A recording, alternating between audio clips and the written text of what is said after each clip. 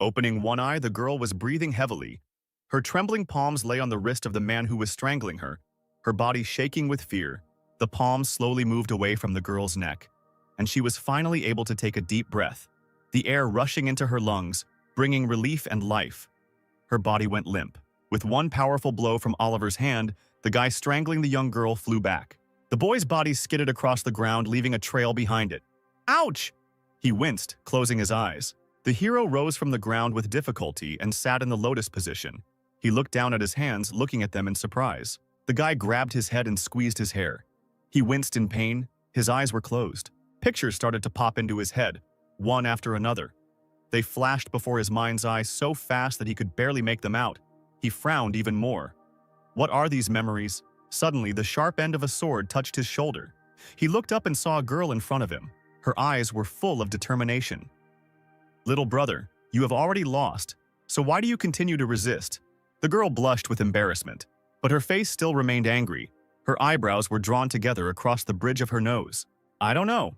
The guy stared at her in surprise, raising his hands in a conciliatory gesture. "You don't know, you say?" This answer only made the girl even more angry. "Little brother Oliver, give up already. Big sister is not interested in you at all." A female voice suddenly rang out nearby. The boy turned his head and saw a petite girl with pink hair. "You've already lost twice, but you're still acting like an idiot. Are you really that ashamed to accept rejection?" She still didn't calm down. "When did I ever say I liked her?" Oliver's eyebrows rose and he stared at the girl in confusion. "You!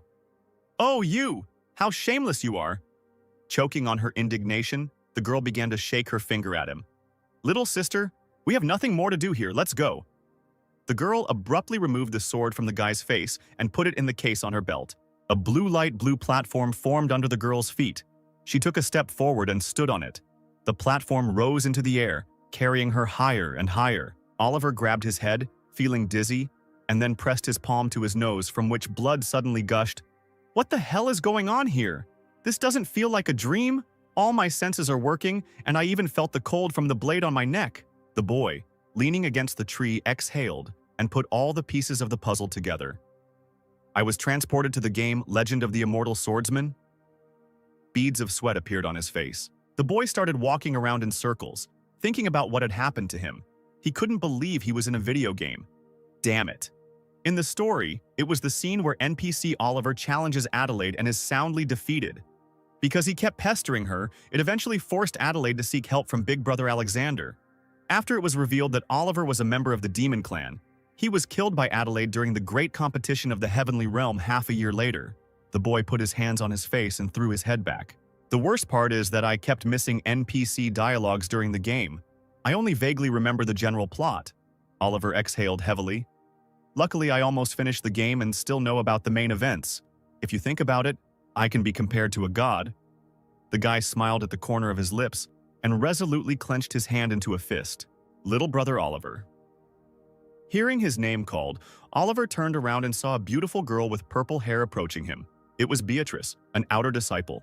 Oliver raised his eyebrows in surprise when he saw the girl, and he remembered that she was Alexander's lackey, pretended to be Oliver's friend. In fact, she loves Alex according to the plot. One night when Oliver was finally rejected by Adelaide and fell into unconsciousness, Beatrice sucked out his entire essence, hiding behind the fact that she wanted to comfort him. Suddenly, her foot tripped on a small stone. At that moment, the girl felt herself losing her balance. With her hair flying and a smile on her face, she began to fall in the direction of the guy. "Oh, Olya's little brother, help me!" Oliver suddenly stepped to the side and the girl, losing her balance, fell face down into the dirt with a loud thud. Beatrix raised herself slightly, leaning one hand on the ground, wiping her cheek, which was covered in dirt, with the other hand making a pitiful face. "Why didn't you catch me? Ouch, how it hurts. Aren't you ashamed?" "Sister Beatrix, men and women should not touch each other. I just didn't want to tarnish your reputation. I think you should get up and drink some healing wine at home." Oliver quickly turned around and rushed forward, throwing out at the end, "And I have things to do, so I'll be the first to turn away." The girl shouted after the running boy. "Little brother? I can't get up, little brother." But when he disappeared from sight, her face darkened, she frowned angrily. And how will I explain to Alexander that I returned empty-handed?" Oliver walked along the narrow stone path that meandered through the greenery and flowers, leading him to a two-story house located on a hill. The boy gently rubbed his neck with his palm, thinking, "Currently, I am an outer disciple of Lu Shui Peak, so I do not have a token. And without it, I will not be able to leave the barrier of the heavenly realm. I must complete the mandatory tasks to obtain the token." The guy quietly entered the house, carefully closing the door behind him. He gently sat down on the edge of the bed and put his palms on his knees, thoughtfully looking at his legs. "After all, if I can't leave the heavenly kingdom, then most likely I'll die from Adelaide's sword in 6 months." With a heavy sigh, he fell back onto the soft mattress. Closing his eyes, he continued his thoughts. "Right now, she is already at the 3rd stage of vein condensation, while I am only at the chi refining stage. By that time, Adelaide will have reached the peak of the golden core stage, and this pathetic NPC will still not break through." He opened his eyes wide and frowned sharply. "I need to leave the heavenly realm before the great competition, and since I've come to this exciting world, I should enjoy it to the fullest." Suddenly, Beatrix appeared in the doorway. Leaning against the frame, she smiled slightly and drawled, "Little brother Oliver, Adelaide never liked you." Oliver exhaled and rose from the bed, assuming a sitting position, frowning his brows. "Damn it, how annoying! But I'm no less attractive than she is, so why don't you pay attention to me?" The girl took a step towards him. Oliver just rolled his eyes, pursing his lips. The guy propped his cheek up with his fist and, without showing any particular emotion, looked indifferently at the girl who was approaching him. She said softly, "Let me heal your broken heart," and looked at him with a sparkle in her eyes. Oliver's brow furrowed, his cheeks flushed, and a shiver ran down his spine. "What's going on? Why do I suddenly want to be as close to her as possible?" Beatrix gently ran her hand down his cheek, stroking it softly.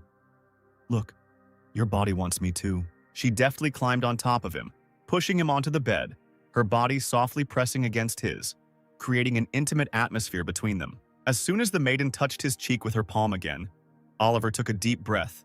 His heart stopped for a moment. That's it, come on.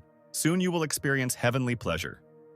Beatrix leaned towards the guy's ear, gently squeezing his shoulder with her palm. Oliver pushed the girl away from him with a sharp movement of his palm, so that she flew into the air. The girl hit her back against the door of the house with a loud bang, the sound of the blow echoing as if someone had hit a metal glass. Beatrix collapsed to the floor, gritting her teeth against the sharp pain in her back. She raised herself slightly on her hands, wincing in pain. Oliver looked at his palm in surprise, from which a mysterious blue glow emanated. "The energy of continuous movement to my fingertips. Is this cultivation?" He raised his gaze to Beatrix, who was still lying on the floor.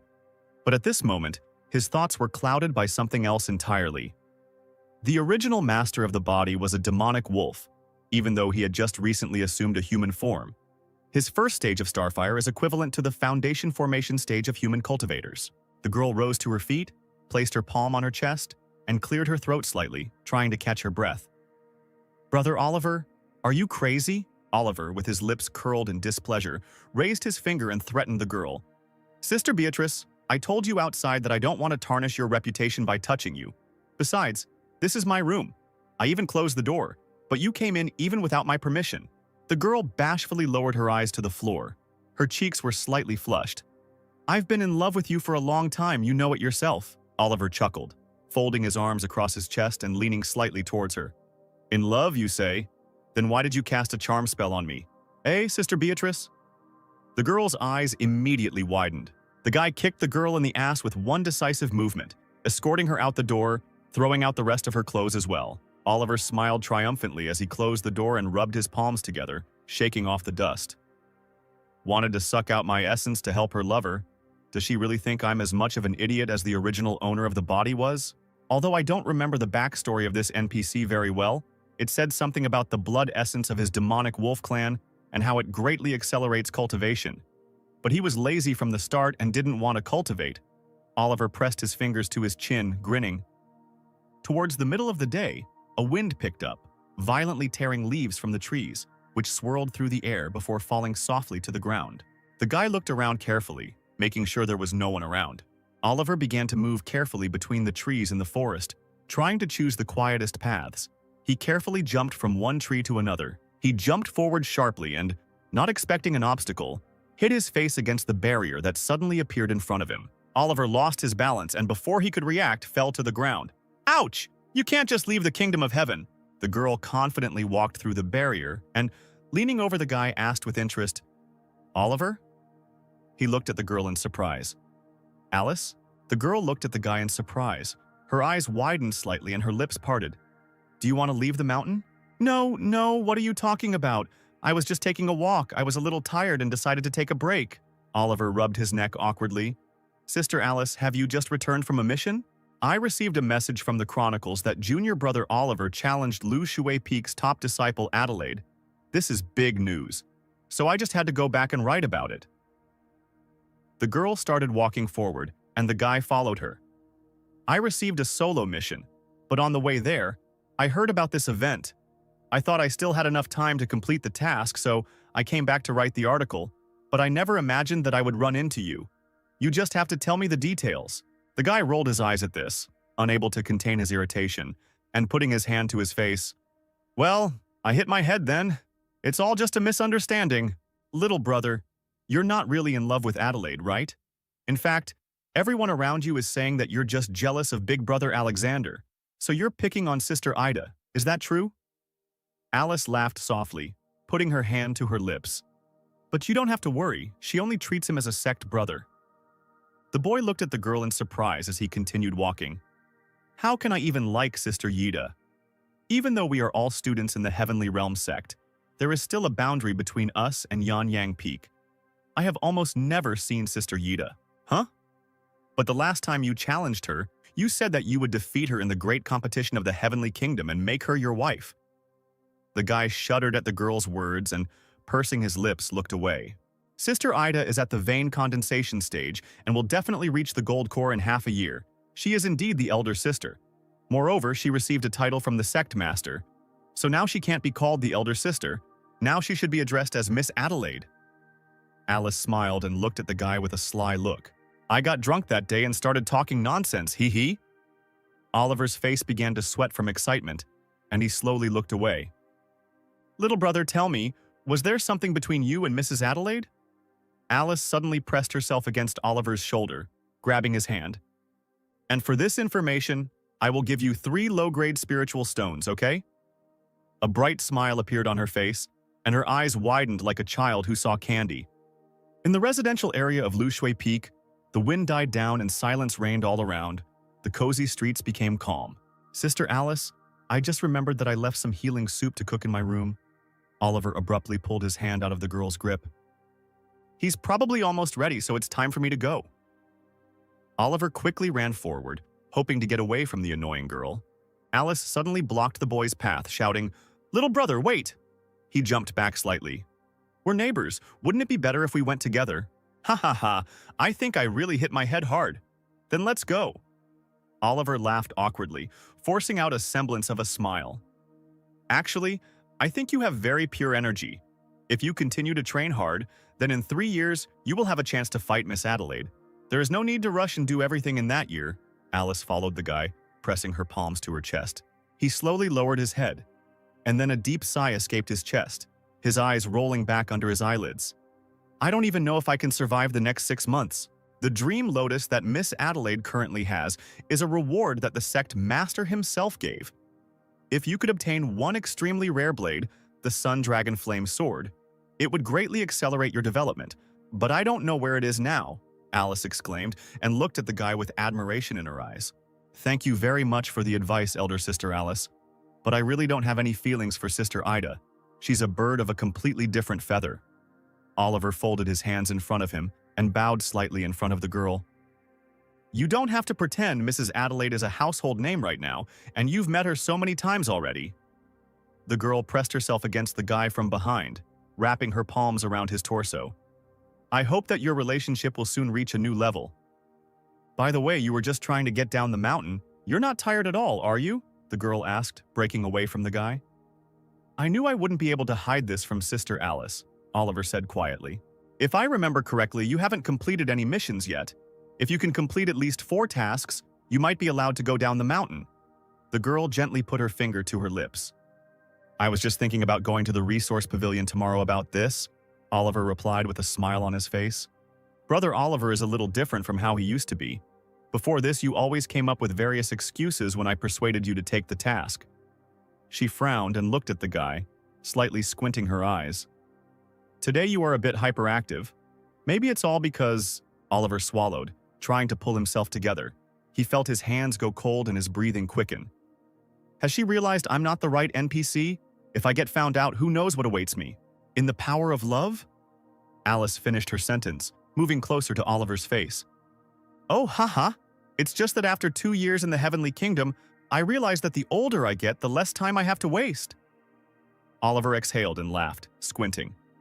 Here we are. Alice pointed to a small building ahead. The sun was already setting, painting the sky in soft pink hues.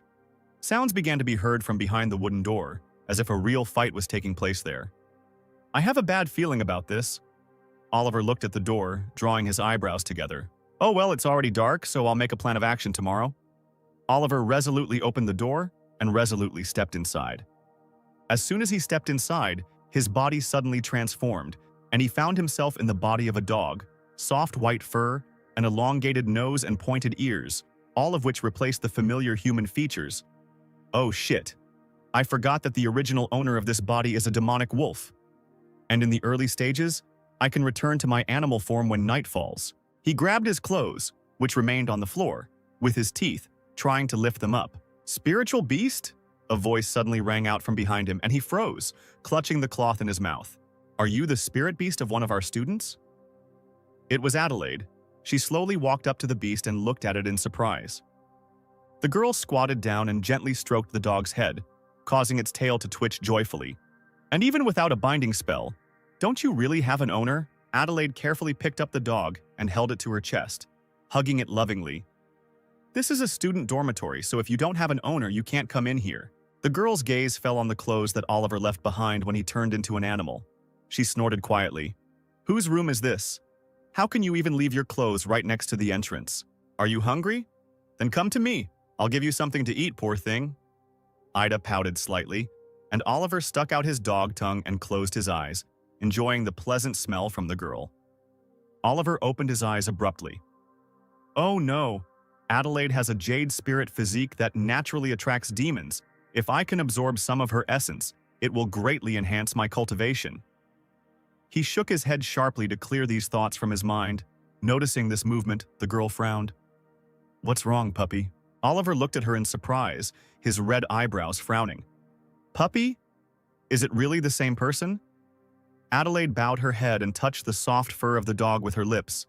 Don't be afraid, your sister will protect you. After closing the door behind her, Ida walked into the room and said gently, Master entrusted me to deliver something to Uncle at Lu Shui Peak, and I accidentally met you, little puppy. I think you're very cute. She placed Oliver on a small table and took a rag in her palm. Let me wipe your little paws. Adelaide took the puppy's little paw and gently wiped it with a cloth to wipe away the dirt. You're dirty, puppy.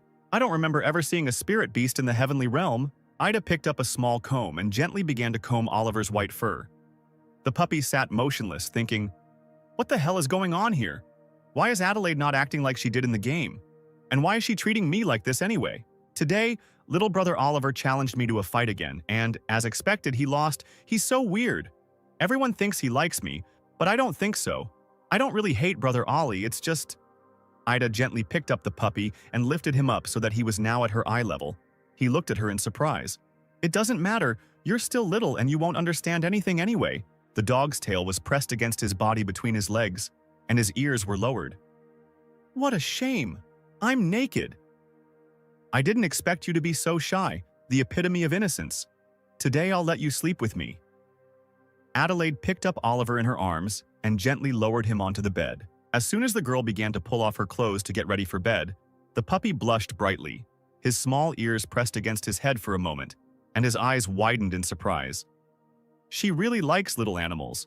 Does she really often catch spirit beasts to sleep with her? What should I do? Do I really have to sleep next to her? The girl settled comfortably on the soft bed, pressing a small puppy to her chest. She hugged him tenderly and covered herself with a blanket. Time to sleep, baby. Oliver made a sad face and his eyes closed, reflecting the thoughts. How can I even sleep here? After she undressed, the smell of her jade body became even stronger. I can't hold myself back anymore. but now I'm just a little dog that can't talk or do anything else, damn it. I'm trapped. Oliver, having waited until the girl finally fell asleep, carefully and gently got out from under the blanket. He tried not to disturb her. "Baby, stop fidgeting," the girl muttered sleepily and rolled over onto her other side, and the puppy suddenly froze in place. The dog quietly got off the bed and went to the open window. A light breeze tickled her nose deliciously. "I think we can climb out the window, then we won't have to make noise opening the door." Oliver, happily wagging her tail, jumped onto the windowsill. He pulled himself up and, without thinking, jumped out of the window, deftly landing on the ground. Without a second's hesitation, the guy rushed away from the house. The next day, as the first rays of the sun illuminated the city, the resources pavilion, crowds of people poured into the square, turning it into a sea of heads and sounds. As Oliver entered the room, the low hum of voices suddenly died down. People turned to look at him, their eyes following his every step. Whispers ran through the crowd. "Isn't this the same disciple from Lu Shui Peak who challenged Miss Adelaide yesterday? I heard that he is jealous of her towards senior brother Alexander, afraid that she will run away with him." Senior brother Alexander is the top disciple of Lu Shui Peak. How can this Oliver even compare to him? The boy snorted, his disdain for the crowd's comments obvious. He turned and glanced over his shoulder at them. "Stop whispering already, I can hear you." Oliver walked up to the counter where an elderly man with black glasses was sitting. "Elder, I came to take a low-level mission." The old man raised his finger and said, "All the missions for this month have already been distributed. Unfortunately, you are late." "What? But I really need to." Oliver raised his eyebrows slightly and looked at the elder. "Oh, so it must be..." The old man stroked his long white beard. He leaned over and opened an old wooden box that was under the counter. Inside, there was a golden ticket. He carefully took the ticket in his hands and showed it to Oliver. "I still have one more mission left. The reward for it is only 2 points. So few people want to take it. Are you sure?" Oliver took the golden ticket in his hands and looked at it in surprise. It was made of a thin sheet of real gold and decorated with intricate patterns. And the old man continued, "The mission will begin the moment you leave the mountain. If you don't complete it within a week, you won't be able to take another mission for 2 months. A fire lit up in Oliver's eyes.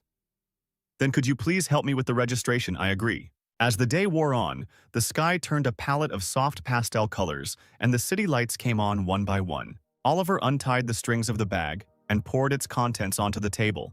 Several small blue stones rolled out onto the smooth wooden surface. The guy propped his cheek with his palm and exhaled. 12 low-grade spiritual stones. The original owner was a real poor man. The guy leaned over the table, his gaze fixed on the blue stones. He closed his eyes and put his palm to his head. "Dude, you had a weak cultivation, and almost no money. Why did you even come to the heavenly realm?" Although I seem to recall that you come from a pretty good family, a famous clan of demonic wolves. But then why are you so poor? Little brother Oliver." Alice looked at the guy through the window. She smiled widely and her face glowed with joy. "I heard that you already took the mission." "Oh, elder sister Alice, yes, I registered not long ago. The elder gave me a one-time permission to leave the mountain." The boy shuddered and recoiled from the window. "By the way, I heard that Miss Ida also just received a mission to leave the mountain, and as far as I know, your mission targets are very close. Are you saying that on purpose?" She lightly threatened him with her finger. "It's just that no one wanted to take this mission, and the elder agreed to give it to me. A simple coincidence." Oliver raised his palms in a conciliatory gesture. "Is that so? Is it because you have so little money?" Alice looked at the table in surprise, on which several small stones were lying. "If you complete this mission, you can exchange the 2 points you earned for 10 medium spirit stones," Alice said, and smiled, closing her eyes. 10 medium spirit stones? That's equivalent to 300 liang of silver," Oliver exclaimed happily. "Depending on the region, it might even be more. Well, since I've given you such valuable information, now you simply must tell me about your romantic adventures with Miss Adelaide when you return. And if you ever become cultivation partners, then I will be famous throughout the entire heavenly realm." From the information provided, the girl lightly stamped her foot, hitting her heel on the ground. "See you later." Alice waved her hand at Oliver and turned around, walking forward. Oliver let out a tired breath and closed his eyes. After all, talking to Alice was exhausting. Double cultivation with Adelaide? I would have died before I even tried. The next day, a boy was walking through the forest, along a narrow path, surrounded by tall trees and dense undergrowth.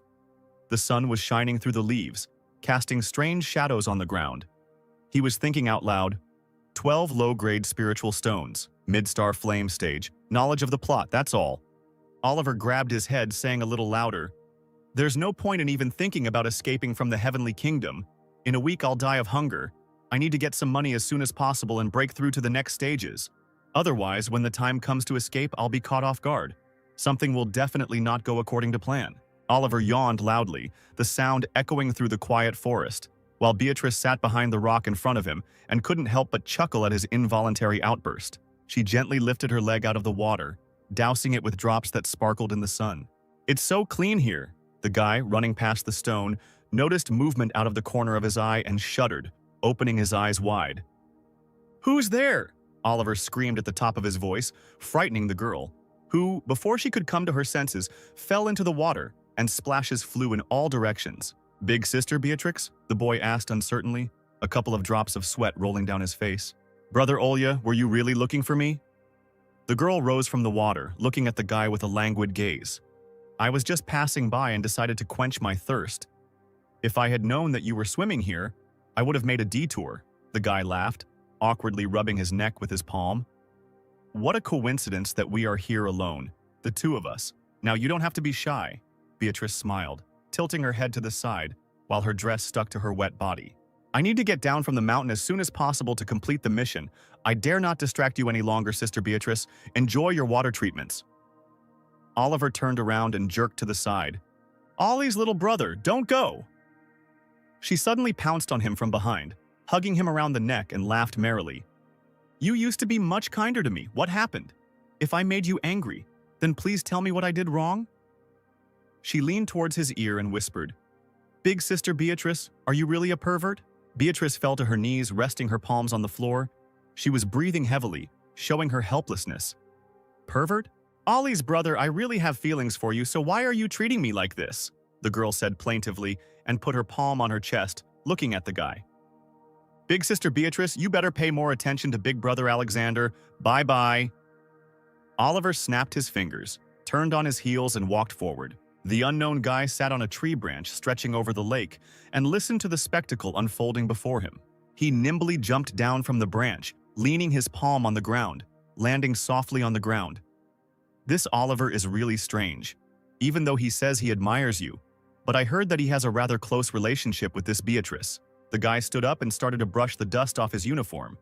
Each light blow on the fabric raised clouds of dust that slowly dissolved into the air. She just tried to get closer to him, but he refused her and even called her a pervert. "I still can't figure out what's going on in his head." He took a couple of steps forward and stood next to Adelaide. "Little brother Marcus, you shouldn't meddle in other people's business." Ida turned to the guy, throwing him a menacing look. "I apologize, big sister. I allowed myself too much." He bowed and folded his palms in front of him. "Recently, the demonic forces have been active again. This time your mission is related to it, so please be careful." Marcus looked as Adelaide slowly slipped through the barrier. "Your mission is no easier, younger brother Marcus. I believe that you will return victorious, big sister." The boy smiled brightly, raised his eyebrows, and looked at the girl with a sincere look. Oliver walked up to the barrier, clutching the golden ticket in his palm, his red hair fluttering in the gentle breeze. The guy held the ticket up to him, his hand passing through the protective field as if it wasn't there. "It really works!" Oliver stepped forward decisively, passing through the barrier with his entire body. "It's a pity that this one-time pass has a return function. If I exceed the mission time, I will be forcibly teleported back to the heavenly kingdom. Otherwise, I would have already thought about how to escape." Oliver walked up to the gate and looked up at the inscription. The letters were carved into the stone. Oliver put his palm to his forehead to get a better look at them. The guy walked among the people, looking at everything with surprise and curiosity, because everything in Zuoyao County was unfamiliar and interesting to him. He turned around to look at the two guys behind him. "Even though I've seen the items being sold here before, it feels completely different in real life. Back then, all of these things were just static images, and most of the sellers couldn't even engage in conversation." Oliver froze in place, remembering that the previous owner of the body did not even have a weapon, and with a decisive step, he walked towards the tavern with a weapon. Approaching the wooden building, the guy was immediately greeted by the girl. She was standing at the entrance, Sir, are you interested in a specific type of weapon? We have absolutely everything. And secret weapons that can be hidden even in your sleeve, and huge axes with which you can easily crush your enemies. Oliver looked at the swords that stood in a row, attracting customers. They were inlaid with precious stones. I need a regular sword, so help me choose the right one. Oliver came closer to examine the swords. He took one of the swords in his hands and felt its weight and balance. The guy ran his fingers along the blade of the sword and felt its sharpness. How much is this iron sword worth? The girl smiled, watching the guy examine the blade. You have a keen eye, sir. This sword cuts steel like butter. Perfect for self-defense and will cost you only 10 million silver. Oliver turned sharply to the saleswoman, saying hesitantly, I don't have any silver with me. Can I pay with low-quality spirit stones? The dark-haired girl folded her fingers into an OK sign and smiled. Don't worry, there's a great pawn shop nearby. You can easily exchange the stones for silver there. If you convert it into spiritual stones, 3 will be enough. Well then, here you go.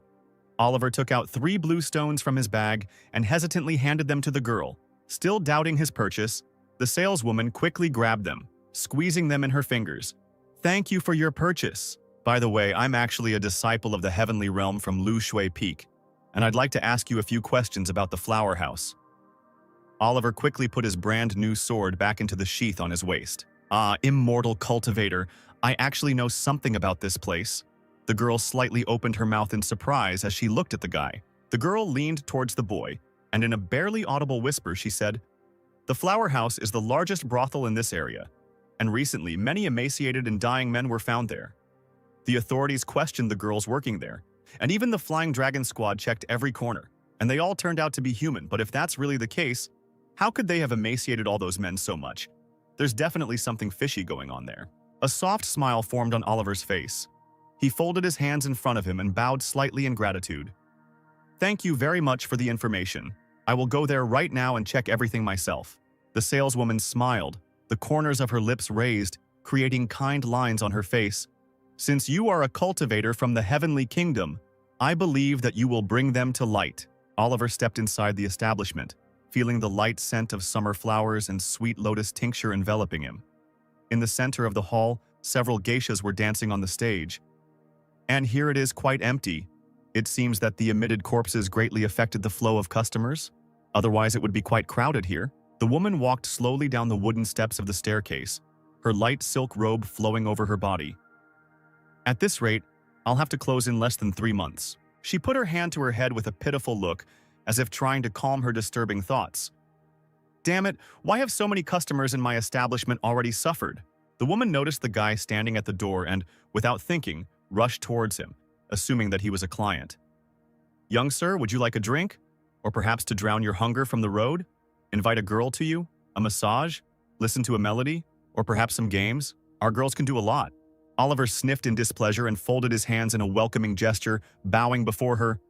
I am a disciple of the heavenly kingdom from Lu Shui Peak. I have come to eradicate evil and restore justice. How miserable I am. Oh, immortal master, you have no idea what I had to go through. The woman began to cry theatrically, her eyes filled with tears. She pressed her lips together and, throwing her head back, said, I prayed for days and nights for a hero to come and finally save me. She suddenly pressed herself against the guy, placing her palm on his chest. Madam, calm down. Everything will be fine. First, tell me everything. He awkwardly patted her on the shoulder, not knowing how else to comfort her. 2 months ago, one of the customers was found dead in our girl's bed, which really scared the other staff. She sighed loudly, her voice shaking. At first, we thought he just had too much to drink or something, but since then, every 3 days, another customer has died. Oliver thoughtfully pressed his fingers to his chin, analyzing the information of the lady. And each of them had their buds cut out. How scary! But I constantly reported everything to the authorities. And as you know, Immortal Master, the flower house operates in the gray zone, between the authorities and the Flying Dragon. After several days of observation, they realized that all these murders are related to the flower house itself. So they left the solution to this problem to me, because of which I lost a whole bunch of silver. Every move she made was filled with such drama, as if she was playing the main role in a play. Oliver rubbed his forehead with the fingers of his right hand, frowning. This world hasn't discovered surgical organ transplants yet.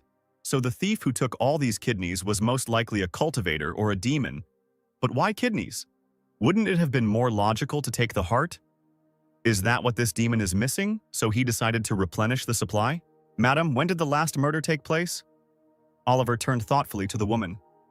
The day before yesterday, so tomorrow another person will die in our establishment. How unhappy I am. Immortal Master, you must help me. Save the flower house. She leaned closer to Oliver, so that the fabric of her cleavage slipped to the side, revealing part of her chest. Madam, didn't I ask you to buy me some bird's nests from shopkeeper Wang? The blonde-haired girl slowly walked down the stairs. It's been a few days already. What are you waiting for? Melanie, things have been going pretty badly lately. You've only had 3 or 4 clients, and that's not enough to cover the cost of the bird's nests. Just be patient for a little while longer. Once the Immortal Master has sorted out our problem, I'll send someone to get them right away, the woman responded, and pointed at Oliver with her palm, and the girl turned sharply towards them. Immortal Master? Well then, I'll wait a few more days. Melanie is one of our best girls and she is a little spoiled. Her bad mood is not surprising because her monthly income has been significantly reduced. Please do not pay attention to her. The lady blushed slightly, looking at the guy with an innocent look. By the way, madam, could you prepare a guest room for me? Just a normal one. I need some time to make a plan. Today I would like to observe the work of the flower house to make sure everything goes smoothly. Oliver smiled, looking at the woman. Of course, no problem. Follow me, I will show you the way. She nodded and walked forward. Almost all of my girls' rooms have had bodies of men found in them. Only Melanie's room has never had such an incident. So her bad mood is understandable. Oliver bowed his head. Which of these rooms is hers? The lady pointed to the side with her palm. This one. Then I'll stay in the guest room today. He bowed his head in gratitude. And tomorrow morning I'll switch with Miss Melanie. Melanie, are you there? The woman walked up to the door and knocked on the woodwork several times. I'm going to bed. Did you want something, madam? The girl abruptly opened the door and looked angrily at the woman. Tomorrow morning, the Immortal Master will switch rooms with you, so you will need to pack your things as soon as you wake up. 2 pairs of eyes stared at Melanie, waiting for her answer. Catching a criminal is one thing, but a man occupying a lady's room is something else entirely. What kind of nonsense is this? Melanie shouted indignantly. I'm just worried that the criminal might harm you, otherwise I wouldn't ask you to do something like this. Oliver smiled softly to somehow calm the girl's anger. And you are very beautiful. Well, okay. Considering your attractiveness, I will allow you to stay in my chambers for a while. Melanie approached the guy and playfully ran her fingernail along his chin. An Immortal Master is different from other men. Behave yourself. The lady slapped the girl's palm sharply, making her take a few steps back from the boy. I beg your pardon? Girls from such places often lack tact. Please do not take this to heart. The woman led Oliver to her chambers. It's all right, Oliver responded. A couple of minutes later, the woman lightly pushed the doors to the guy's quarters, and they opened, letting the two inside. And here is your room, master. The location is just perfect. From here you can see the entire first floor. The lady grabbed Oliver's hand sharply, fingering his fingers. Her touch was both insistent and gentle. My life and my livelihood are in your hands. If there is another murder, even the few clients I have left will run away in all directions. I'll do my best, I promise, and now I need to get ready. Oliver began to persistently push the woman towards the exit, trying to speed up her steps and lead her out of the room. Immortal Master, the woman said in surprise, looking at the guy. Wait! As soon as she said these words, the door closed in front of her nose. Oliver walked to his desk and wearily sank into a chair. The boy carefully pulled out his new sword from its sheath, carefully grasping the hilt. If only I could return to my homeworld, I would never miss a single quest again. Now that I have a weapon, I will practice cultivation tonight. I need to thoroughly study all the techniques. The cultivation of the original owner of the body. I hope it will not be too difficult to deal with the criminal. Oliver began to swing his sword in different directions, while simultaneously trying to read the instructions he was holding in his other hand. According to the book, when you reach the foundation formation stage, you need to gather spiritual energy at the point on your forehead to sense the spirit of all things. As your cultivation grows, the recovery will become stronger, and eventually, it will reach a completely different level. Oliver lowered his sword, carefully examining the pages of the book. Even though I am at the Starfire stage, which is equivalent to Foundation formation, I should be able to do it. Oliver closed his eyes and shadows began to appear in front of him, outlining the outlines of human figures. He suddenly opened his eyes. I really feel everything that exists. The boy began reading the book with renewed interest, plunging into a world of deep thought. It turns out that cultivation is so interesting. And why did the former owner of the body neglect cultivation? Oliver, immersed in reading a book on martial arts, began to perform martial movements in the air with his hands, practicing punches and blocks. A couple of hours later, the guy breathing heavily looked at his palm. I have almost completely learned the first 3 chapters of this technique. Oliver, lost in his thoughts, suddenly felt lightness in his body. He did not notice how his arms and legs changed, how his body became smaller and softer. Night came, which meant he turned into a puppy again. The little animal happily jumped onto the soft mattress of the bed. Its little paws slid deftly across the surface. Oh well, I've been on my feet all day anyway. I need to get a good rest so I can catch the criminal tomorrow.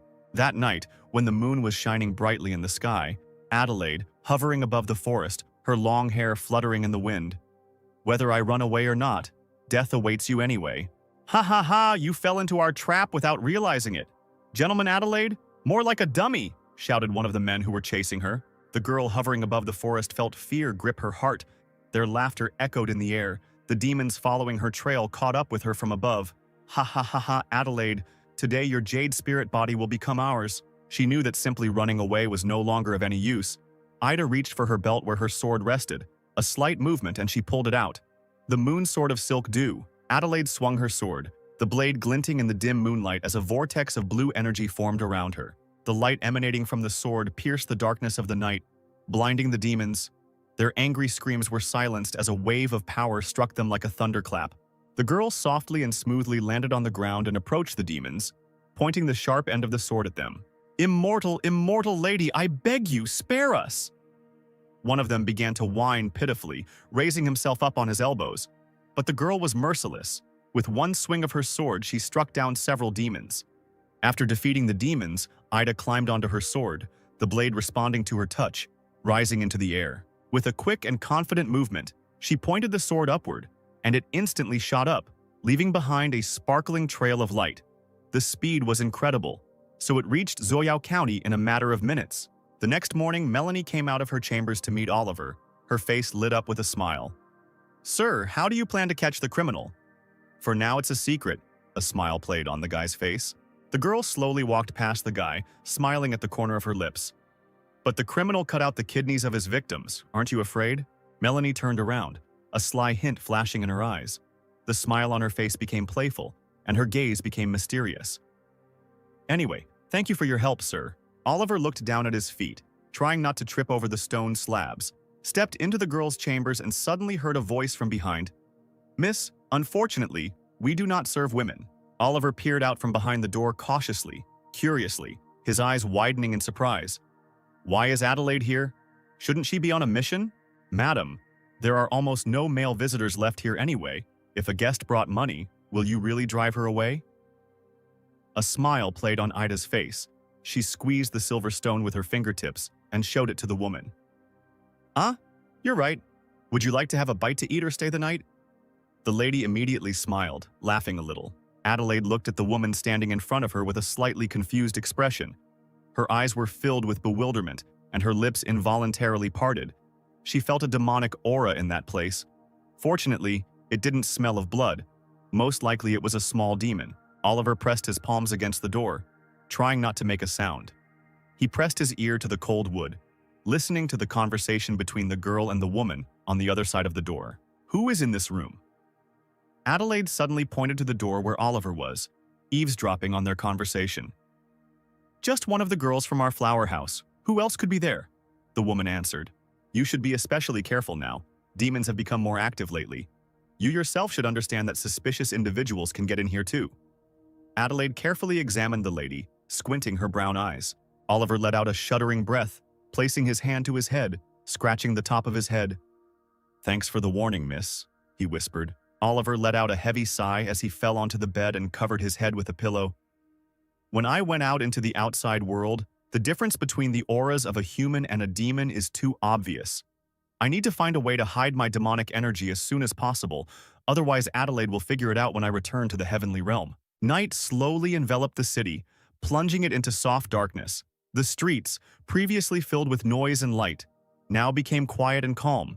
The moon hung in the sky, illuminating the sidewalks with a thin layer of light. Oliver settled comfortably on the bed, his arms under his head, the pillow comfortably supporting his neck. Judging by what the owner of the flower house said, the attacks usually happen around this time. This demon killer should be showing up soon. Oliver suddenly heard a loud cry of, "Help!" A sound that pierced the silence of the night. His heart began to beat faster, and he sat up abruptly in bed, listening to the surrounding sounds.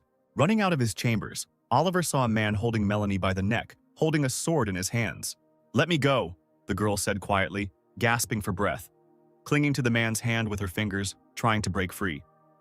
At Maloney's feet lay a corpse, seemingly dried up, with white eyes staring lifelessly into the void. Oliver swung his sword behind the man, its blade flashing in the dim light, cutting through the air with a loud whistle.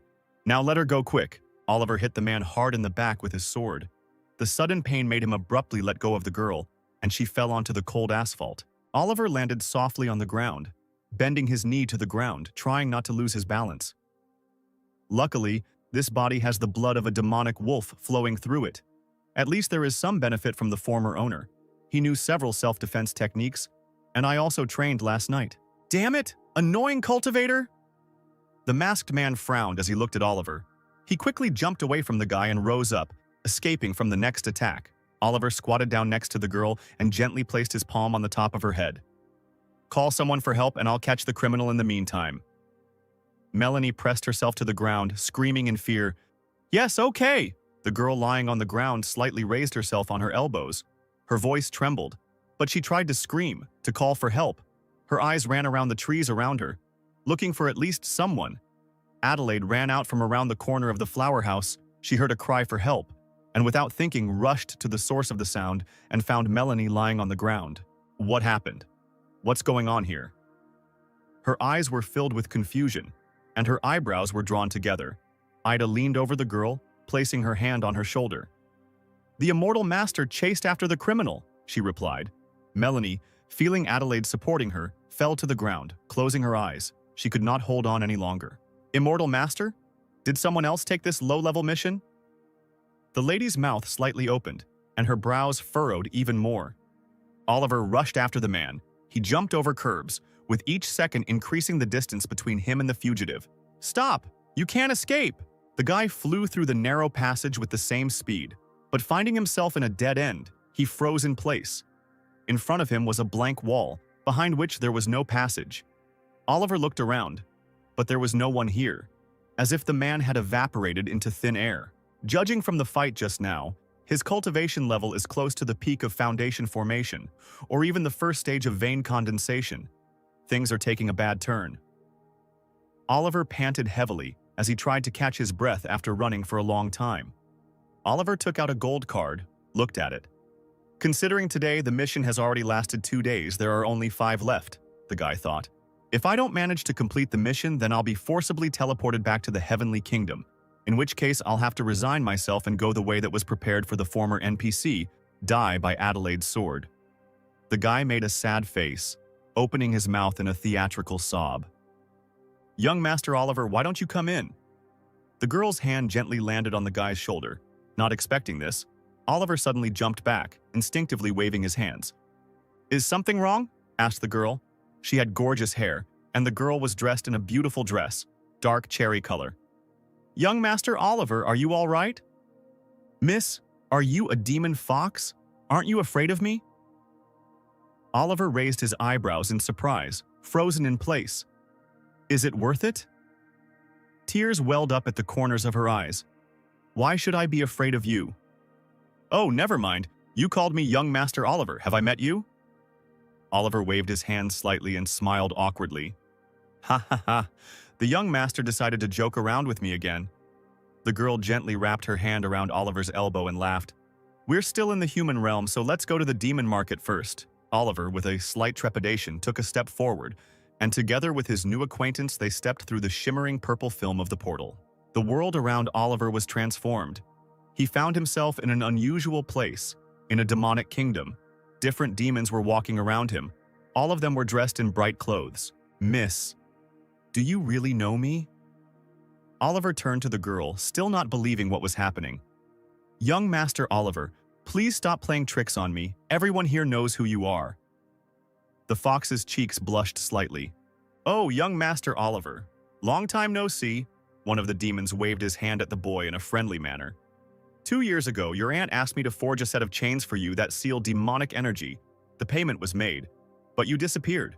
The girl pointed her hand at the entrance to the tavern. I never thought that I would run into you at the entrance to the demon market. Oliver, finding himself inside the tavern, felt 3 pairs of eyes on him.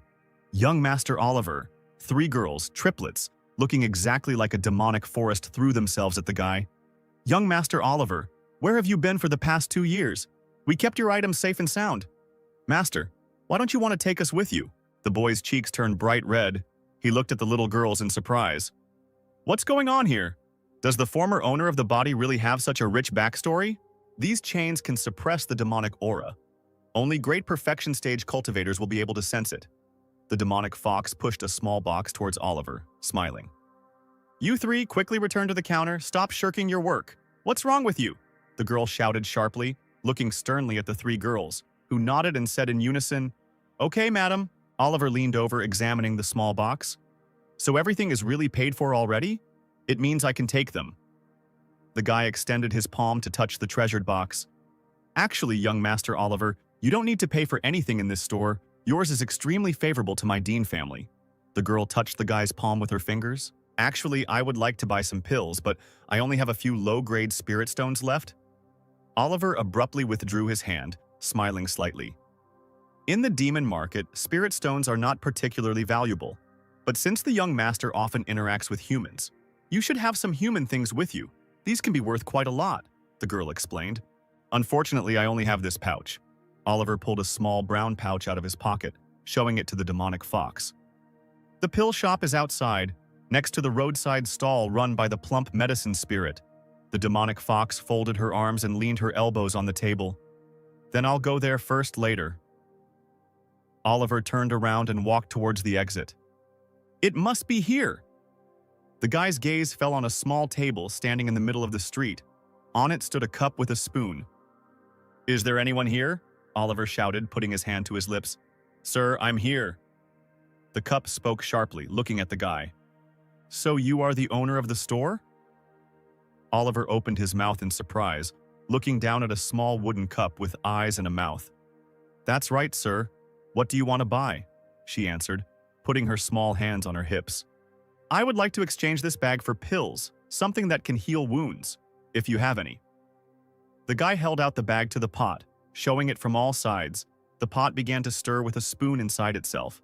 The spoon moved on its own, and the pot made strange sounds, and then a small green ball flew out of its mouth. Here! I am willing to exchange your pouch for a 9-cycle rejuvenation pill. It can revive even the dead. But you only have one with you, so unfortunately, there will only be one pill. The pot picked up the pill with its small handle and showed it to the guy. Well, so be it. Next time I'll try to bring more. A smile lit up the guy's face and his eyebrows rose. Later in the evening, tired, Oliver returned home. He opened the door to his chambers and went inside. Even though I lost my things, I gained real treasures. So it definitely can't be called a failure. First, I'll put the things away, and then I'll need to check the owner of the flower house. Another person died today, and something tells me that her business will not last long. Oliver suddenly felt the cold of a sharp sword on his shoulder and froze in place, hearing Adelaide's voice. Where is the man you were chasing? Sister Adelaide, how did you end up here? He suddenly recoiled, turning around, and saw a blonde girl in front of him. You give off too much of a demonic aura. She narrowed her eyes, and her eyebrows drew together. Must be leftovers from the fight with that criminal, Oliver stuttered, still looking at her sword with fear as it glinted in the moonlight. I apologize for the inconvenience, big sister. That's how it is. Adelaide slowly put away her sword, raising it up to rest against her face. The girl standing next to him glared at Oliver, her lips pressed into a thin line and her eyebrows furrowed. Are you sure? Oliver became nervous, beads of sweat running down his face. Yeah, follow me. We need to talk to the owner of the flower house. I will report the situation to the main pavilion, and ask for an extension of the mission. Oliver's eyes shone, and he turned sharply to the girl who was moving towards the entrance. Really? Ida turned around and snorted, "Enough chatter, we need to go." Adelaide and Oliver found themselves in Melanie's room. The girl was lying in bed. Her expression was relaxed, but her eyes were closed. Next to her sat the lady, leaning over the bed with a spoon in her hand. "Miss Melanie, can you describe the appearance of the attacker? That person, it seemed like he had no face. Just a frightening black void? It must have been a demon. Yes, that's right." Melanie exhaled heavily, her eyebrows slightly raised and her eyes widened. "He attacked while you were busy?" Ida and Oliver stopped by the bed. "Yes," the girl answered quietly. During sexual intercourse, the yang energy in men's kidneys reaches its peak, making them the perfect delicacy for demons and demon cultivators. Adelaide turned to the hero, who turned bright red like a tomato. "Is that so? I thought that Melanie would be safe if she switched rooms, so I let her accept a client." The lady lifted her handkerchief, wiping away her tears from her cheeks, and the others looked at her in surprise. "Greed has blinded me. Now that another person has died, the flower house in Zuoyao County will have to close. Gentlemen, are there any other places like this within 100 miles where men can relax?" Adelaide took a couple of steps forward. "No, just us," the woman replied, sobbing. "That's great. Then the criminal will return. But for now, most likely, he will lie low for a few days. My younger brother and I will stay here for a month, during which time I will pretend to be your employee, and he will be my client." Oliver froze in bewilderment, scrolling through Adelaide's older sister's words in his head. "What? Does your little brother not like something?" Adelaide turned around at the guy's question, frowning. "Of course not. I'll do as my sister says." Oliver immediately looked away so as not to meet her eyes. "Then, madam, please come up with a pseudonym for me." Adelaide turned to the woman, looking at her resolutely. "That way it will be easier for me to pretend to be your employee, so as not to attract unnecessary attention. I can't allow a master of your level to stoop to the level of a girl from my establishment." The mistress shook her head. "I'm just doing my duty to exorcise the demon, mistress. Don't get your hopes up, little brother. From this day on, you'll be living with me." Oliver's eyes widened even more, and he looked at Ida silently. "What? Me?" Oliver exclaimed, his eyebrows raising as he pointed his finger at himself. "Big sister, can I lose a kidney too?" The boy followed Adelaide to the exit, twisting his face in a sad grimace, thinking, "I can transform again at night, which is extremely bad. If I don't kill the criminal as soon as possible, then I will be the first to die." The next morning, after the turbulent events of the previous day, Oliver sat on a large rock near the lake, thinking, "I read the 4th chapter of the scripture, Universal Laws, Basic Elements. It wasn't that difficult after all." The guy clutched the book in his palm. "I need to increase my cultivation before I encounter that killer again. Next time I won't let him get away." Oliver, putting down the book he was trying to read, sat in the lotus position on the rock, closing his eyes. The text says how to open the Sea of Ki.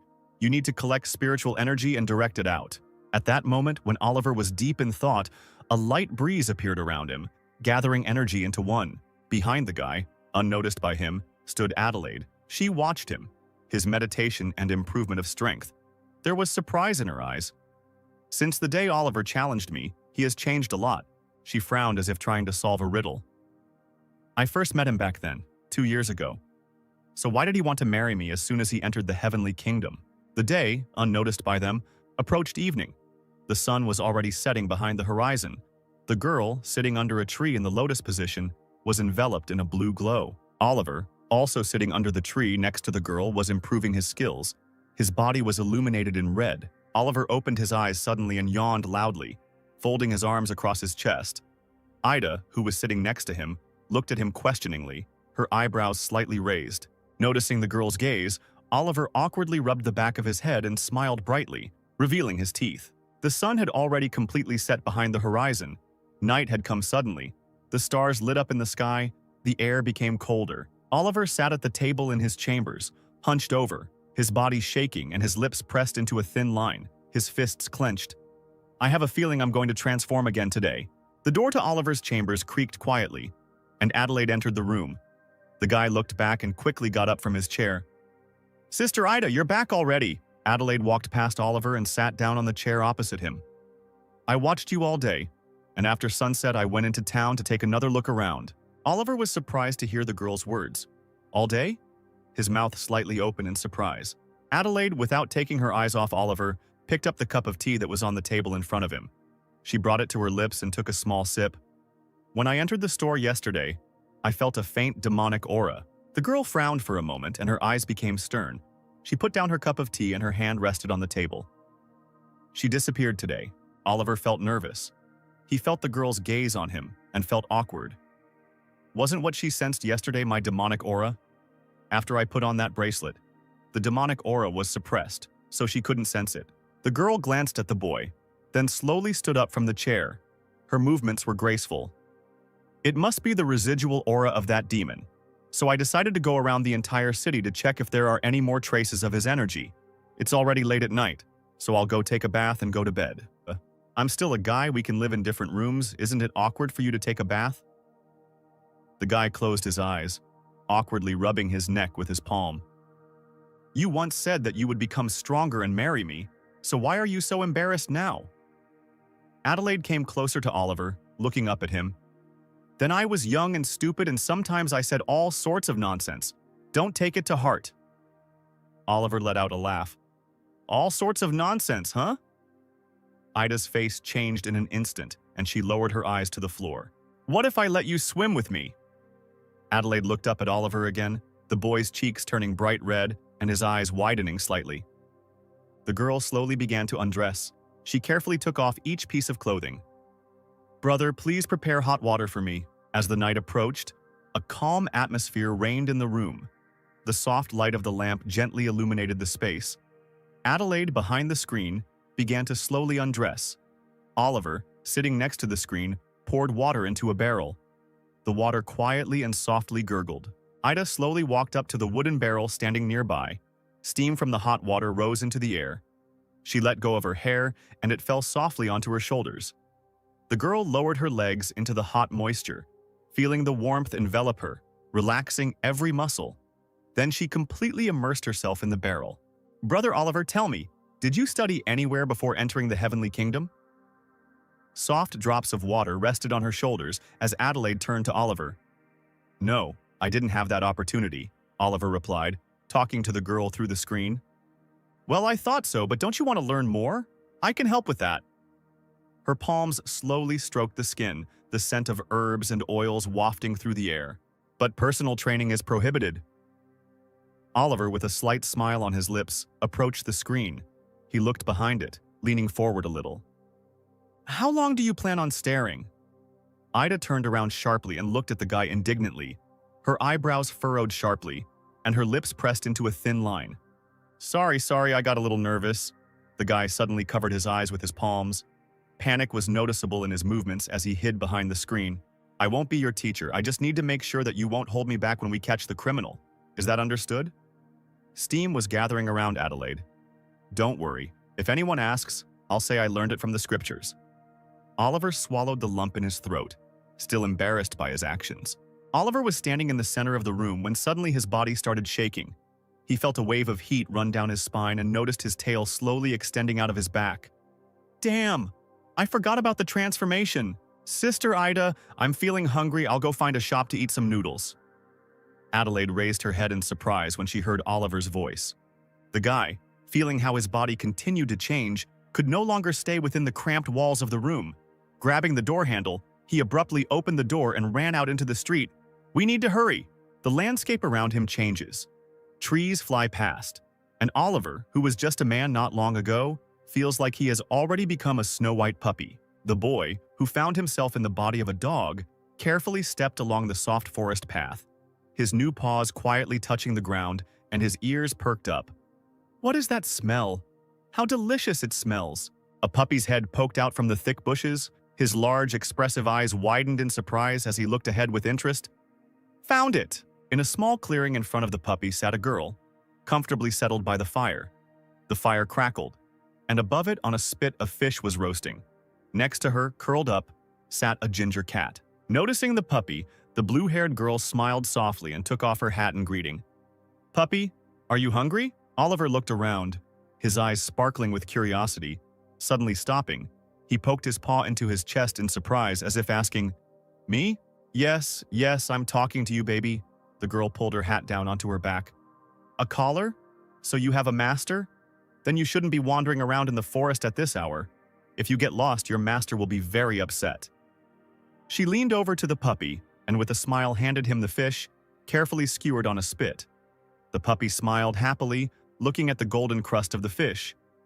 "Help yourself, you'll like it." The little animal, without thinking for a second, bit the fish with his teeth. His little teeth confidently held the fish, and joy overwhelmed him. But suddenly the puppy's attention switched. A ginger cat sat nearby, with a displeased expression on her face. She carefully watched the dog, showing her claws. "Well, how do you like my mistress's fish? Is it tasty?" The puppy, feeling that the cat's attention was completely focused on him, grinned. He firmly stepped on her paws and carefully poked his nose into hers. "Are you really jealous of your mistress?" She looked into his eyes with all her anger. They sparkled like two bright lights in the darkness. At that moment, she stretched out her front paws and showed her sharp claws. "I am a spirit animal, not some mongrel. How can I even be jealous?" At first, they circled each other, exchanging jabs and menacing glances. The cat hissed menacingly, while the dog barked, trying to take control of the situation. They pounced on each other. The girl, seeing this, sharply screamed, "Stop it!" She took a step forward, suddenly tripped over a stone that was hiding in the grass, and the girl flew down. At that moment, her dress caught on a protruding branch of one of the trees. With a sharp click, it was torn off her body. The animals stopped abruptly, their gazes instantly directed towards the girl lying on the ground. She was naked, her body writhing in pain. Oliver stared at the sight in amazement, his mouth open, and he let out a surprised woof, and a thin stream of blood flowed from his nose. However, the next second he was hit in the face by a ginger cat who meowed, telling him to quickly turn away, and she called him a pervert. Oliver, in his dog form, let out a long, quiet howl and closed his eyes, tears streaming down his cheek as he did so. The girl, who was still lying on the ground with one eye open, told herself that she should get rid of her stupid habit of trying to reconcile everyone. And then she sat down on the ground, covering her nakedness with a cloak that she had taken in advance because it gets cold at night. Looking at the puppy, she noticed that his nose was bleeding, and she asked worriedly what was wrong with Rim. Covering the dew with his paws, Oliver thought that this was called blood flowing, and he was still young, so he didn't see this often. Taking out a handkerchief, the girl began to wipe the puppy's white muzzle, saying that it was good that the bleeding had stopped, but it would still be better for him to drink hot water when he returned, and he thought that boiling water could cure all diseases. The ginger cat, her face dark with anger, meowed, telling him that she knew why his nose was bleeding, and therefore he didn't even dare think about it. And Oliver only asked with a grin what she would do to him. Standing on her feet, the girl quietly asked how things were at home now, and then she said that it didn't matter, because her father and mother didn't care about her, so she didn't care either, and the animals were chewing fish at that time. Oliver asked the cat what was wrong with her owner, to which she replied that she was being forced to marry the heir of another clan of beast tamers. Then the puppy asked if she had simply run away. The cat replied that she had no choice because her fiancé was so big and strong, but it didn't matter because she would soon be returned home anyway. Suddenly, the girl heard some rustling in the bushes. Digging through her cloak, she ordered whoever was in the bushes to come out, and then she took a whip from her cloak and swung it, thinking that it could have been her parents. But as it turned out, it was Adelaide who immediately realized that the girl was from the clan of tamers, and therefore it was not surprising that there was so much demonic energy around. Oliver immediately froze when he noticed her. Adelaide also noticed the puppy and thought that now it was clear why she hadn't seen him. He had simply gone for a walk. She remembered her words about him not being allowed to enter the student's dormitory if he didn't have an owner. Another girl asked her who she was. Adelaide asked her if she should introduce herself first, if she was going to forgive him for something like that. Then the girl listened to her and said that her name was Lily, and she was traveling with her pet. Another one also introduced herself, saying that she was Adelaide from the heavenly realm of Lu Shui Peak. Hearing this, Lily suddenly jumped up to her with a joyful expression on her face and asked again.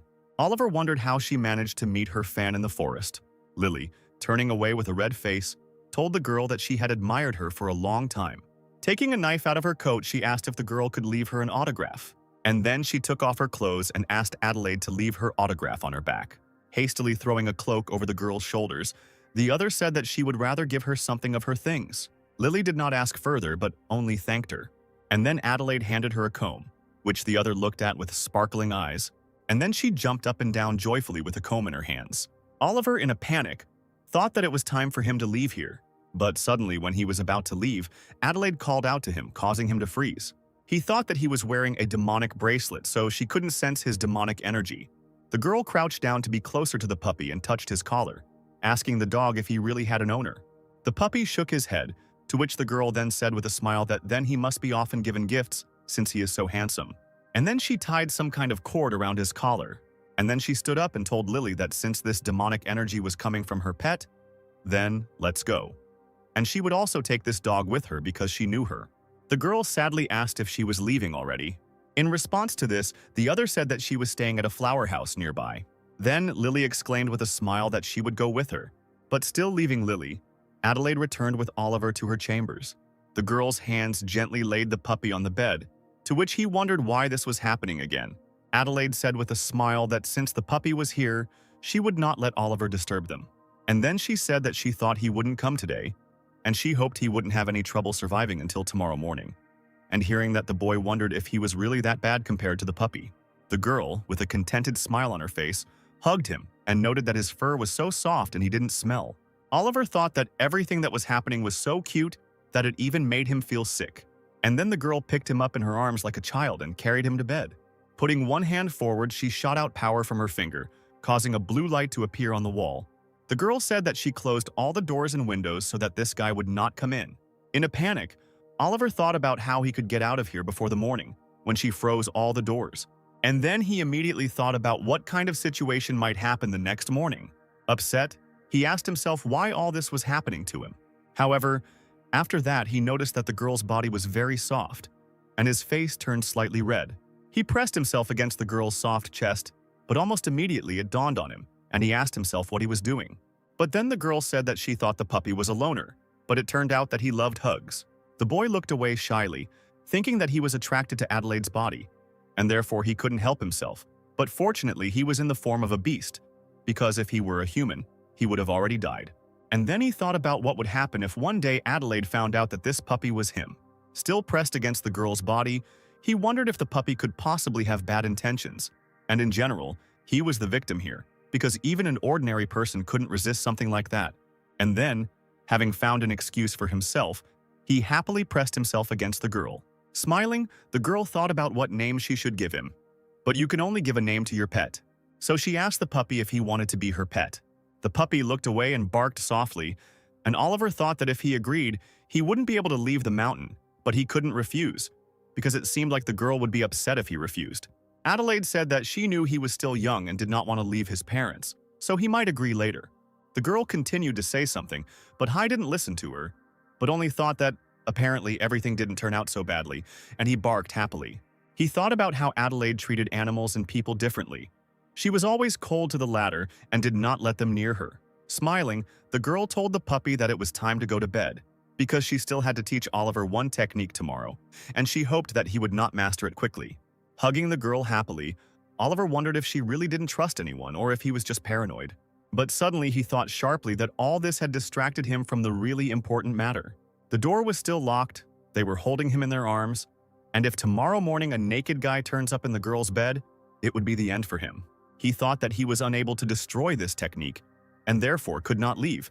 He mentally prayed for help, and then thought about why he had to die now, and not in 6 months. He had not yet had time to enjoy this world. Several hours passed. The moon was shining brightly in the sky. Oliver still hadn't slept, and that's why he had huge dark circles under his eyes. Looking at the girl, he noticed that she had already fallen asleep, and therefore it was time to act. With a sharp leap, he jumped off the bed and landed on the stone floor. As he approached the locked door, he thought that there was only one thing left for him to do. His face took on a serious expression as he thought that his only option was to dig. Oliver began to actively dig a hole near the wall, thinking that he should be done in about an hour. But suddenly Adelaide's voice was heard behind him, asking what he was doing there, causing the puppy to freeze. He whined pitifully and turned around with tears in his eyes, wondering what he should do and why she wasn't sleeping. But then the girl said that she seemed to understand, and he was asking to go to the toilet, and therefore he would let him out. Oliver nodded vigorously and wondered if it was really that simple. Adelaide waved her hand, causing flashes of light to creep up her arm, and then the door swung open. And the next second, Oliver flew out of the room like a bullet, creating a gust of wind. However, the girl did not suspect anything, but only thought that the puppy had apparently been patient for a long time. She turned around and began to walk back towards the bed. But suddenly she turned back sharply, as she noticed a demonic aura. And then she quickly jumped out of the room and climbed onto the roof in a few jumps. Crouching down by the tree, Oliver, breathing heavily, said that he had finally gotten out. He folded his paws across his chest and said that it wouldn't be cool if he returned to human form right in the forest, but it would be better than dying. Putting his paw under his chin, he said that he needed to find that demoness and get some new clothes. And then after some time he found himself somewhere else, with lanterns shining around. Looking around, he asked where the breath that was here last time was.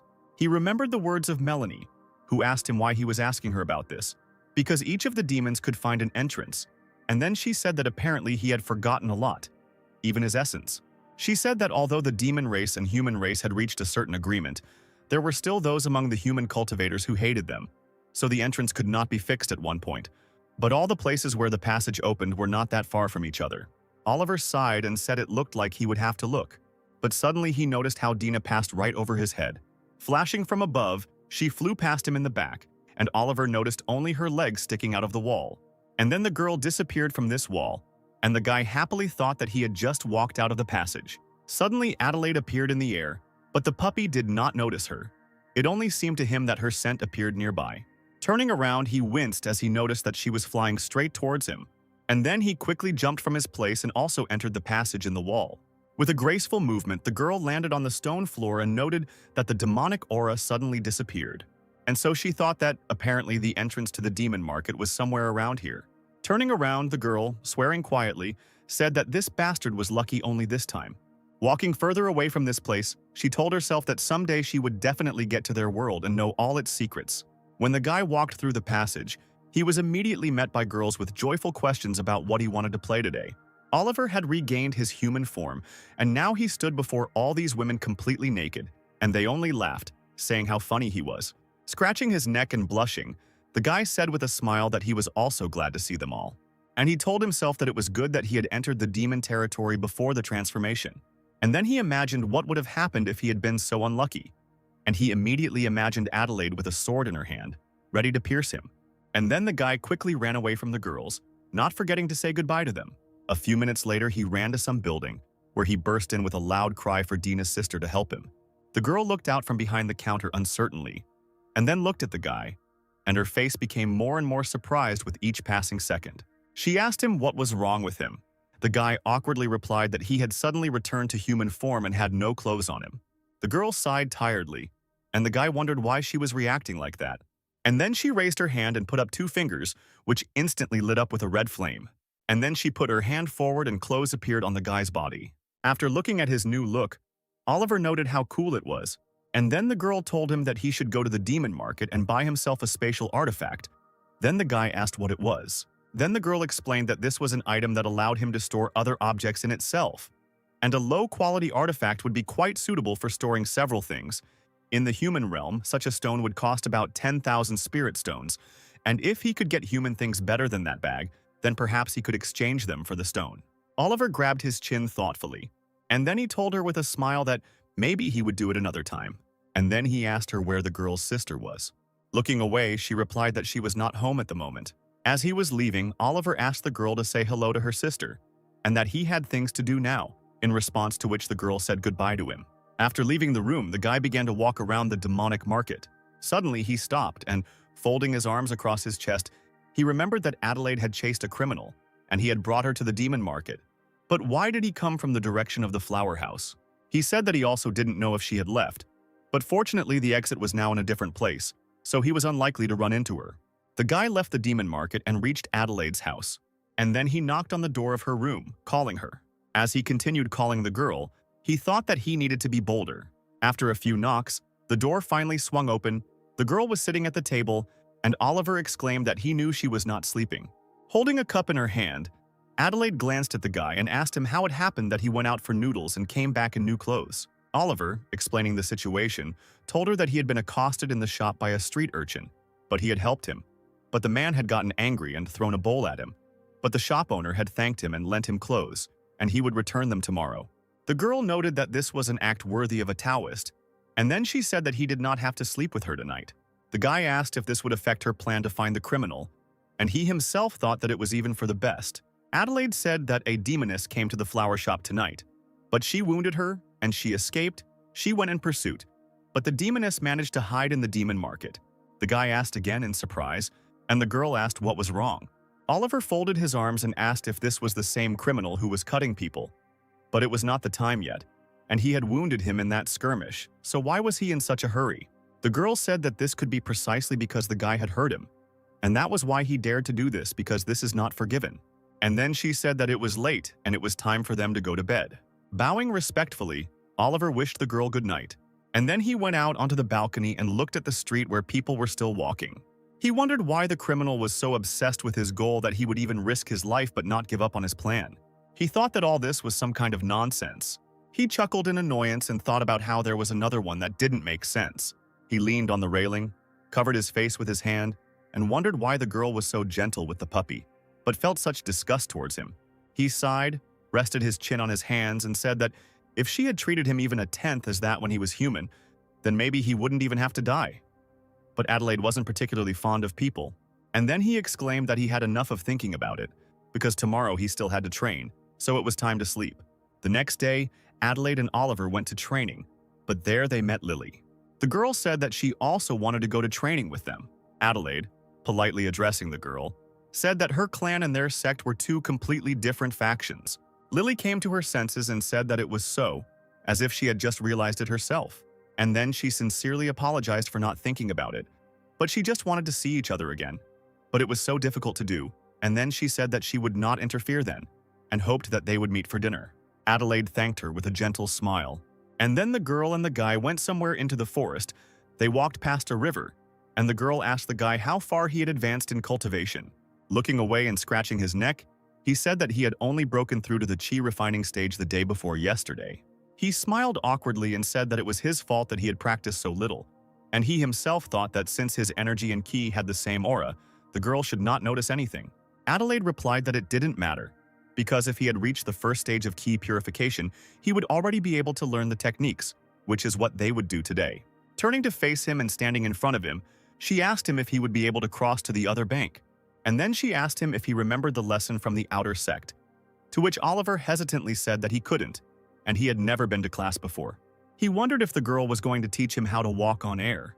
Then Adelaide said that she would only show him once, so he had to pay attention. Today, they would learn the first style of the cloud step technique, boat floating on the water surface, and if he mastered it, he would be able to float in the clouds. Gracefully raising her leg, she began to tell, and said that on the right one needs to direct the UI to the legs. One needs to imagine that they are two fleshly boats, and the energy under them is a current. He should learn to control this so-called current, so that it forms a stable platform. And then she stepped into the water and said that after that you need to smoothly push the ki out of your body. Like a leaf on the surface of a lake that rises and falls on the waves, the body should become like a leaf that moves with the flow of ki. Oliver thought about how the body of the previous owner comprehends the Tao dozens of times faster than the bodies of ordinary people, and therefore, he simply has to understand what he is being told. And then orange flashes burst from under his feet. Adelaide pushed off the ground and told the boy to remember that it was all about ease and control. And then she stepped onto the water and said that water is malleable, it can penetrate through stones, and his body should become like it. She stood firmly on the water and said that then the guy could walk on water. Then, with a small splash, Oliver also jumped into the water and stood on it. Standing steadily on the water, he exclaimed that the girl explained everything perfectly. Adelaide was somewhat surprised. She asked him if he already knew how to do it, but just didn't tell her. Oliver asked her what she was talking about, and then he himself discovered with surprise that he was standing on water. He spread his arms out to the sides and said that he really didn't know how to do it, and he himself thought that this body is capable of learning everything it hears. So why didn't its previous owner do it for 2 years? This time was wasted. Adelaide thought that she had been learning the first style for 7 days, but he was able to master it in an instant, so he wasn't even a genius, he was something more. Noticing the surprised expression on the girl's face, the guy panicked and thought that she was thinking about the same thing he was. And then he smiled and said that it seemed like he was just lucky, but he still needed to train a lot to reach the same level as hers. The girl said that the guy could study some more, and she could go to the hotel, and she herself was thinking that she should report such a gift so that he could be made an internal disciple. And then a sword flew through the air behind her. Adelaide stood on it to fly away, and the guy said goodbye to her. And then the girl's sword suddenly flew out of place, raising a huge wave. The guy, completely drenched in water, thought that he seemed to have made a mistake in his plan. As he walked ashore, he thought that soon everyone would find out about his talent. Therefore, it seems that I will have to look for an item to hide my aura in the demon market. And I will have to be even more careful. Adelaide reached her chambers after some time. She knelt on the bed with a glittering sign rising above her head. Suddenly, a voice was heard from this sign, which asked her what had happened to the student. The girl asked if her master could take one outer disciple from his sister, the head of Lushui Peak, to which the voice said that it was possible. But did he really have someone in mind? Adelaide replied that it was, and that it was a student named Oliver. The sign asked again, and then she said that she knew him and had even heard about his meetings with the girl. The girl, slightly blushing, became indignant and asked her master to stop listening to gossip, as it would only waste time, and she answered that this gossip was very interesting. And then it wasn't the teacher who asked how a girl with such an attitude would find a life partner. Turning away, Adelaide asked her master where her partner was. The teacher shouted at the girl to shut up, and then the sign began to dissipate into the air, and the woman said that she still needed to talk to her sister. And then with a soft thud, the sign hit the table. Adelaide sighed wearily. Half a month passed, and nothing happened in the flower house, except that there were more visitors. The house manager greeted the guests with joy, thinking that thanks to Oliver, things were going well again. Oliver and Adelaide were standing on the balcony. The girl said that she had seriously injured her last time, and that a long time had passed. However, it was still too early to relax. The guy asked her why she was so obsessed with the flower house. He said that the one they were looking for was a demon, so she could have gone to any other place. So why would she risk coming here again? Adelaide replied that the demoness was somehow connected to the flower house, and if she was caught, the truth would come out. Suddenly, a loud cat cry was heard above their heads. As it turned out, it was the already familiar ginger cat. And then the cat rushed down from the balcony, and Lily noted that Bubinchik detected a demonic aura. The girl said that this demon is very cautious, and it seems that she somehow suppresses her aura. Adelaide asked again, and the guy hearing this tensed up, and then he looked away in panic, thinking that it couldn't be him because there was a bracelet on his neck. And he is afraid that the criminal has already blended into the crowd, and therefore it is no longer possible to detect his location by the demonic aura. Lily exclaimed that one must not act thoughtlessly and involve ordinary people in this. Adelaide replied that everything was fine. When she killed someone, there would be an immediate surge of aura, and they would find someone else right away. She exclaimed that she would find her and grind her into dust. Meanwhile, Melanie was with a man, and she noted with a smile that he had already drunk a lot. She decided to take him upstairs to rest, with Oliver standing next to them. The guy quietly said that he hadn't seen Melanie for several days, but she was already accepting clients. And then he began to read the poem. The drunken years carry us away without wine, saying goodbye forever, like an expensive, tart wine, and we are not given the ability to understand its taste. Adelaide approached the guy and asked him if he could write poetry, to which he only smiled awkwardly and said that he wasn't really that good at it. Meanwhile, the man clung to Melanie, happy that everything was fine at the flower house now.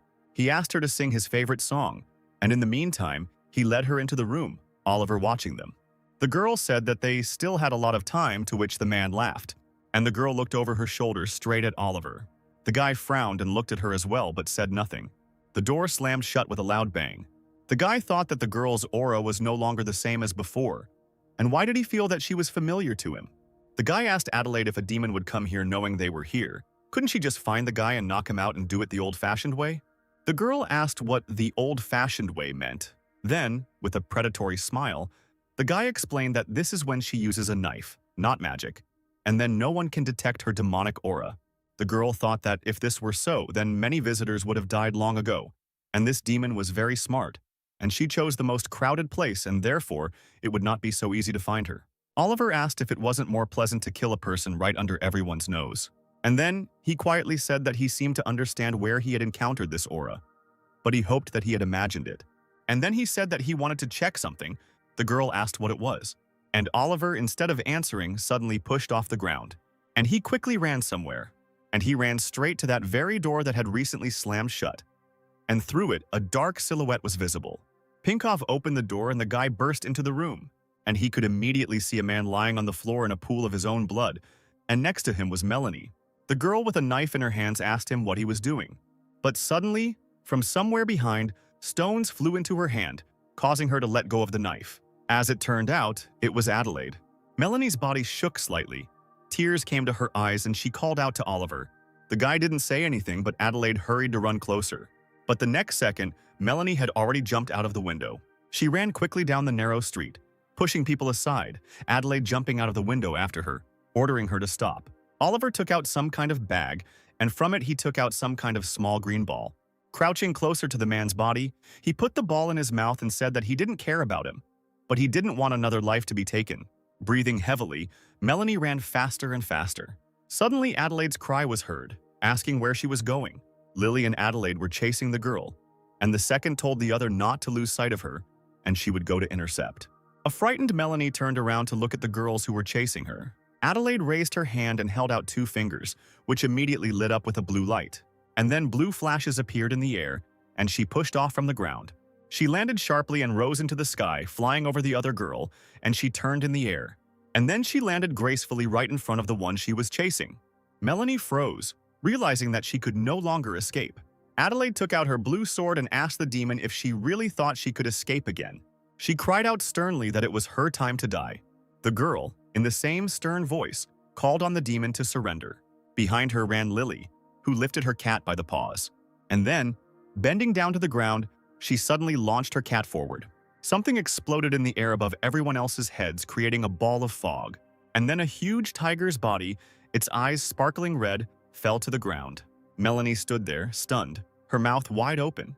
The tiger, opening its mouth wide, let out a deafening roar, and the girl could not hold back a frightened scream. Lily happily exclaimed how cool it was. But suddenly Oliver appeared and asked Adelaide to wait. He stopped abruptly in front of her and shouted at them not to kill her. And then he said that first he needed to find out why she did it. And he himself thought that he couldn't yet admit that he recognized her as Mrs. Dina. Otherwise, he would be able to explain their relationship. Turning to the demon, Adelaide finally asked her what her goal was and where the real Melanie was. Melanie quickly looked away instead of answering. Then the girl, clutching the sword tighter, said that even if she didn't tell, it would be enough for her that she had killed dozens of people and justice would be done. Melanie asked again. And then she asked if she really thought that because she was human, the heavens favored them, and other races deserved only death. Humans have killed many demons for no reason, so what's the point of doing justice? Adelaide objected, saying that she had killed people after all. With tears in her eyes, Melanie screamed that they deserved it. Stepping forward, Oliver told Adelaide that this was his mission, and so he would handle it himself. She asked him if he could deal with this demon. Frowning, the guy replied that he could. And then he went straight towards the demon, and the girl said after him that she would keep an eye on him from here. Oliver, having already turned to the demon, asked her why she killed people. Dinah in Melanie's body thought that Oliver was now this woman's student, and therefore did not want to reveal his identity. She thought that his family was their benefactor, and therefore she could not put his situation in order, and suddenly purple flashes shone around her body. And then a long, fluffy foxtail appeared in the air, and Dinah appeared before everyone. Her cheeks were red, and tears were shining in her eyes. Then she closed her eyes and said that 2 years ago she saved a student in Zhuoyao County. Sighing quietly, the guy thought tiredly that he knew what was going to happen now. Baring her teeth, Dinah said that she had saved him from the robbers, given him gold and jewelry, and he had said that he wanted to go to the capital to take the exam, and she had thought that he was a man of honor, and that was why she had helped him. But her friends told her that he didn't study at all, but constantly hung around brothels. He spent all his time and all the money that she gave him on these fallen women. Her eyes glowed red and her body was shaking as she said that she then went to the flower house to find out the truth. And then she saw him having fun with this Melanie. He accused her of being a demon and even tried to kill him. Following the tip given by this man, Long Xiangxi found her and her clan, and for many hours they tortured her relatives and then killed them. But fortunately, a great master helped them, and she and her 3 sisters escaped. With tears in her eyes, she said bitterly that everyone else had died, and yet they were innocent. And then she angrily exclaimed that that was why she was killing people and let them die without honor. Wiping away her tears with her hand, she said that she had already said everything she wanted to say, and she still couldn't do it, and therefore they could kill her if they wanted to. Turning to Adelaide, Oliver asked her what she thought about it. Stepping forward, the girl replied that it was his mission, and therefore it was up to him to decide her fate. And then she stood with one foot on her sword that was hanging in the air. Lily jumped onto the back of her ginger cat, which was still enormous in size, and they also prepared to leave. Adelaide flew into the air in a bright blue flash, and Lily hurried after her. The guy turned to Dina and thanked her for helping him hide his identity. Still with red eyes from the hearing, she turned to the boy and said that she should be thanking the master. But suddenly a sharp feeling pierced the girl's body, and she opened her eyes in surprise. And then she staggered and fell right into the arms of Oliver, who stood in front of her. Looking up at the boy, she said in a weak voice that the same master who saved her and her sisters was from Oliver's family. The boy's eyes widened in surprise and his mouth dropped open, and he thought that now it was clear why she had said that his family was her benefactor. Dina, in the same weak voice, told the guy that her life was now in his hands. The guy, still hugging the girl, said that Adelaide would not forget if he just let her go, and therefore there was only one way to save her. The girl, clearly not expecting this, looked at him in surprise and asked in confusion what kind of method this was. When he came face to face with her, the guy asked her if she would become his pet. Meanwhile, the manager of the flower house sighed, glad that it was good that no one died, and behind her, some guy was carrying the same man who was almost stabbed to death today. The flower house manager fell to the floor and hugged Adelaide's legs and said that she was so glad she was there, otherwise they would have to go through those horrors again. Adelaide looked at the pool of blood that the man had left behind, and she thought that she couldn't believe that he had survived that much blood loss. And the woman noticed that Oliver had also returned. Waving his hand to the girl, the guy said that he was finished. And then, turning to the woman, he said that he had dealt with the demon, and therefore she would not bother them anymore, and he also sent people for Lily so that she would not be harmed. Now the flower shop manager rushed to hug the guy's legs, thanking him for his help. After a few seconds, she finally got to her feet and said that she had prepared something for them as a reward, and therefore she would now send someone for it. Adelaide asked the guy again what it meant that he had tamed this demon, and then she said that the guy was still too soft-hearted. Oliver said that he was well aware that this demon had blood on her hands, but that was only because she was the first to experience betrayal, and these people were bad. The girl objected, saying that these people were not bad, but they were not good either, and even if they had taken the path of evil, it was not for the demon to judge. Frowning, she asked the guy again what he did with the demon. Showing the girl the red bracelet on his wrist, he said that this demon was now his spirit pet. And then he looked at his bracelet with a smile and said that now she would spend her whole life atoning for her sins. After a moment of silence, Adelaide turned around abruptly and said that now that the mission was accomplished, they must return to the heavenly kingdom to get their points. After this, Oliver breathed a sigh of relief, thinking that, fortunately, the girl had not told him anything.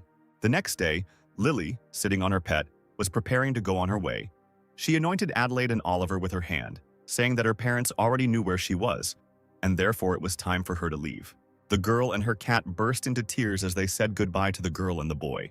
And then she galloped away, raising a cloud of dust behind her. Adelaide told the boy to come with her, and she had already completed her mission, and therefore she needed to return to the heavenly kingdom by evening. Sighing, the guy agreed. And he himself thought that because of Dina, the girl became even colder towards him. But in any case, after completing 4 missions, he was going to leave the heavenly kingdom, and therefore this was even for the best. The next day, Oliver had already reached the heavenly kingdom, and now he was walking around the Palm Pavilion. Alice, who was walking next to the guy, asked if it was true that the guy had returned yesterday with Adelaide. The guy noted that the girl already knew this, to which she happily noted that she was, after all, the editor-in-chief. And then she said that she promises that if he tells her anything else, she won't write about it. And then she said that, unlike others, she does not think that Adelaide and Alexander are an ideal couple, because the girl is not interested in him at all, and therefore Oliver has a chance. The guy noted that she had already told him about this last time, to which she said that if there was something in Adelaide's eyes, she would have seen it by now, to which the guy, with an awkward smile on his face, said that he had only helped Adelaide with her mission. And then he thought about how he remembered that in the game, his character was constantly pestering Adelaide, and that's why she decided to be with Alexander. Could it be that her love line is connected with the advances of a non-player character, and it was he who pushed her towards Alexander? The guy thought that he was already tired of the fact that he could not remember the details of the game.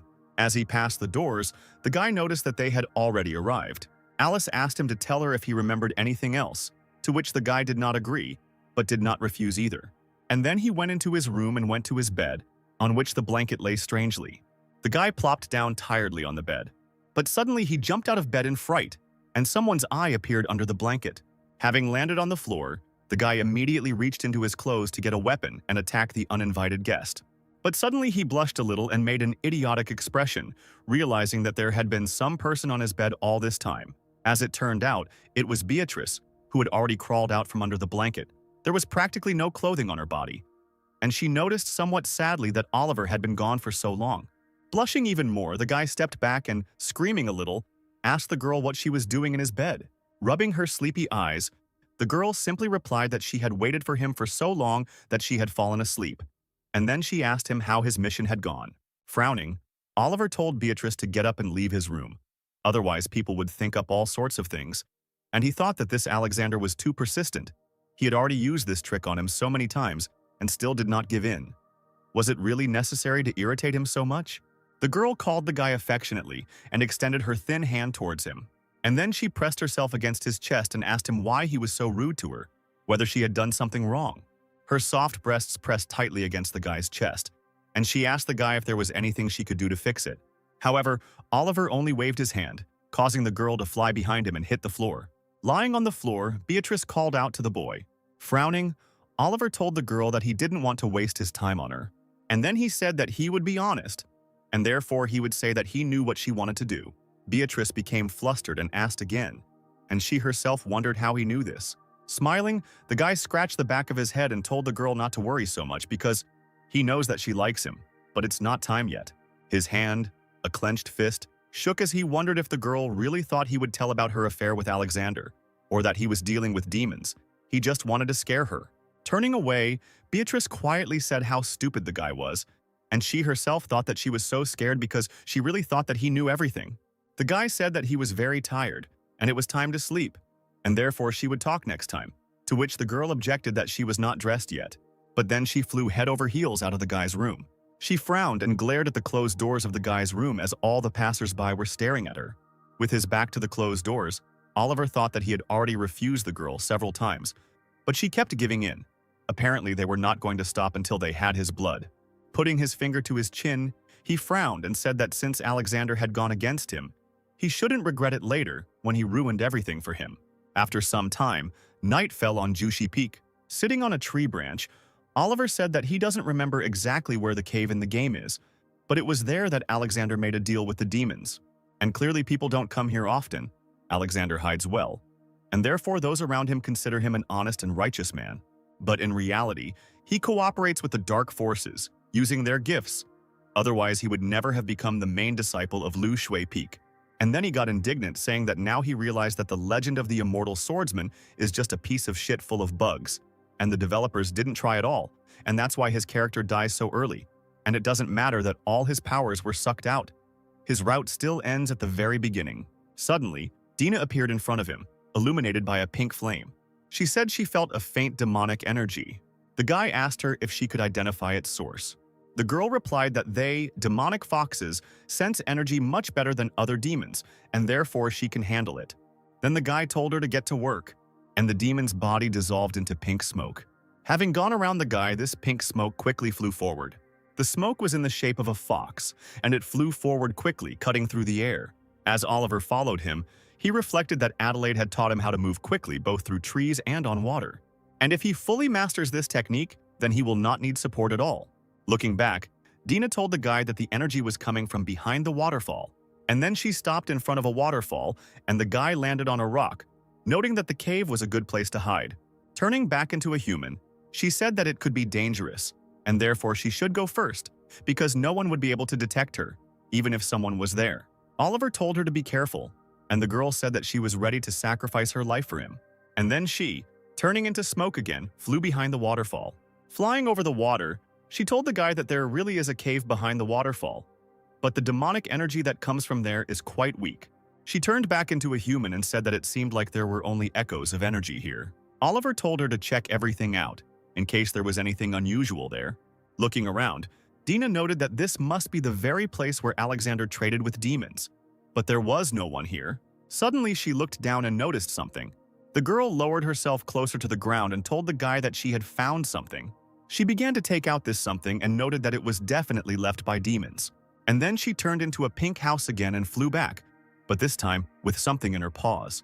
Dinah and Oliver made it to his room, and the guy sat down at the table to examine their find.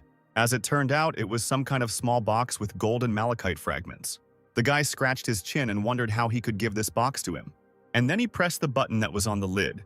The lid suddenly swung back and a bright pink light burst out of the box, causing the guy to fall from his chair onto the floor. Dina was also surprised but seemed to understand what it was. Hugging the guy, who had already gotten to his feet, she happily announced that this was a demonic artifact.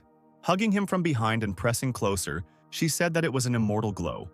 Oliver, hearing this, asked again and said that it sounded familiar. The girl said that she would not confuse this energy with anything. And then she said that when she was a child, the Demon King and the Dragon King had fought, and it was the former who used the power of the immortal radiance, which almost completely protected him from the Dragon King's attack. And she said that she never thought that she would find such a treasure in a small cave in the Heavenly Kingdom. Breaking away from the guy, she exclaimed, saying that it seemed like heaven had blessed the guy because his luck was amazing. Oliver said that this artifact has almost absolute protection, but there are conditions for its use. He began to vigorously close and open the lid of the box, and then, with an awkward smile, he asked Dina what these conditions were. After apologizing, the girl said that she only knew what this artifact was. The guy asked her how she knew so much, to which she happily hurried to remind him that she had her own small shop in the demon market, and therefore she had seen countless weapons and medicines. And then she said that the demonic foxes, when they were considered one of the main forces in the clan of demons, and therefore they had seen a lot, to which Oliver said with a smile that he believed her, and then he said that they needed to figure out how to use this artifact. And then he asked why the Demon King left such an important thing in the cave. Dina replied that she didn't know, and that she only found this box there. And then she remembered that there was some ash there too. The boy sweated his chin thoughtfully, and the girl said that she heard that the Demon King was attacked by immortals and seriously injured. So, is it possible that he died, and these ashes are all that is left of him? Continuing to look at the box, Oliver said that at the moment the Demon King is not dead yet, because there will be many events related to him in the game. Leaning closer to the guy, Dina asked him what he was talking about, to which he only smiled and said that it was all nonsense. Frowning, he thought about keeping a closer eye on Alexander and finding out what he was up to and what kind of deal he had made with the Demon King. Suddenly, someone knocked on the window. The girl hurried to turn into a flash of light and hide in the bracelet. Opening the window, Oliver discovered that there was a small blue bird sitting on it. This bird had a piece of paper in its beak. Having unfolded this piece of paper, the guy replied that it was an invitation from Adelaide. After reading this, the guy threw the paper into the air and it immediately caught fire. And then Oliver hurried out of the room. The Misty Forest is located on Lushui Peak and is quite difficult to reach because there are almost no people there. Oliver quickly ran through the water to Adelaide, who was standing on a rock. She tucked her hair behind her ear and told the boy with a smile that today she would teach him to soar in the clouds. The guy asked her if she had really decided to teach him the next step so quickly. In response to this, the girl said that tomorrow she was leaving on a mission, and she would be gone for at least half a month, and maybe longer. Somewhat surprised by such a time frame, the guy asked if this mission was really connected with demons. In response, Adelaide asked him if he was interested in her mission in particular. The guy then said that at his current level, he could only take one entry-level mission, and so when he could take more difficult missions, it would already be in the immortal realm. Hearing this, the girl only snorted irritably and looked away, but the guy did not understand what this meant. He thought in confusion about why he felt so awkward. Did she want him to go with her? Holding up 2 fingers in front of her, Adelaide said seriously that she would do the same as before, but with some minor changes. And therefore he must watch carefully, and she must still go to the master to say goodbye, and therefore she would not be able to control his success. Luminous blue lines began to shine around the girl, and she said that the cloud steps were not just about physical strength, but about the flow of air between heaven and earth, and one had to feel it, realize the slightest breath of power, like playing a zither, and use it to become one with heaven and earth. We must not forget that the body is not meant to break through into the air, but to merge with it, to become part of the flow. As she climbed higher and higher along these luminous lines, she said that one must become like a cloud, just as free and unlimited. Standing in the air in front of the guy, she said that when the body and mind unite, forgetting about everything in this world, then you realize that the air under your feet is solid, and your body is light as a cloud.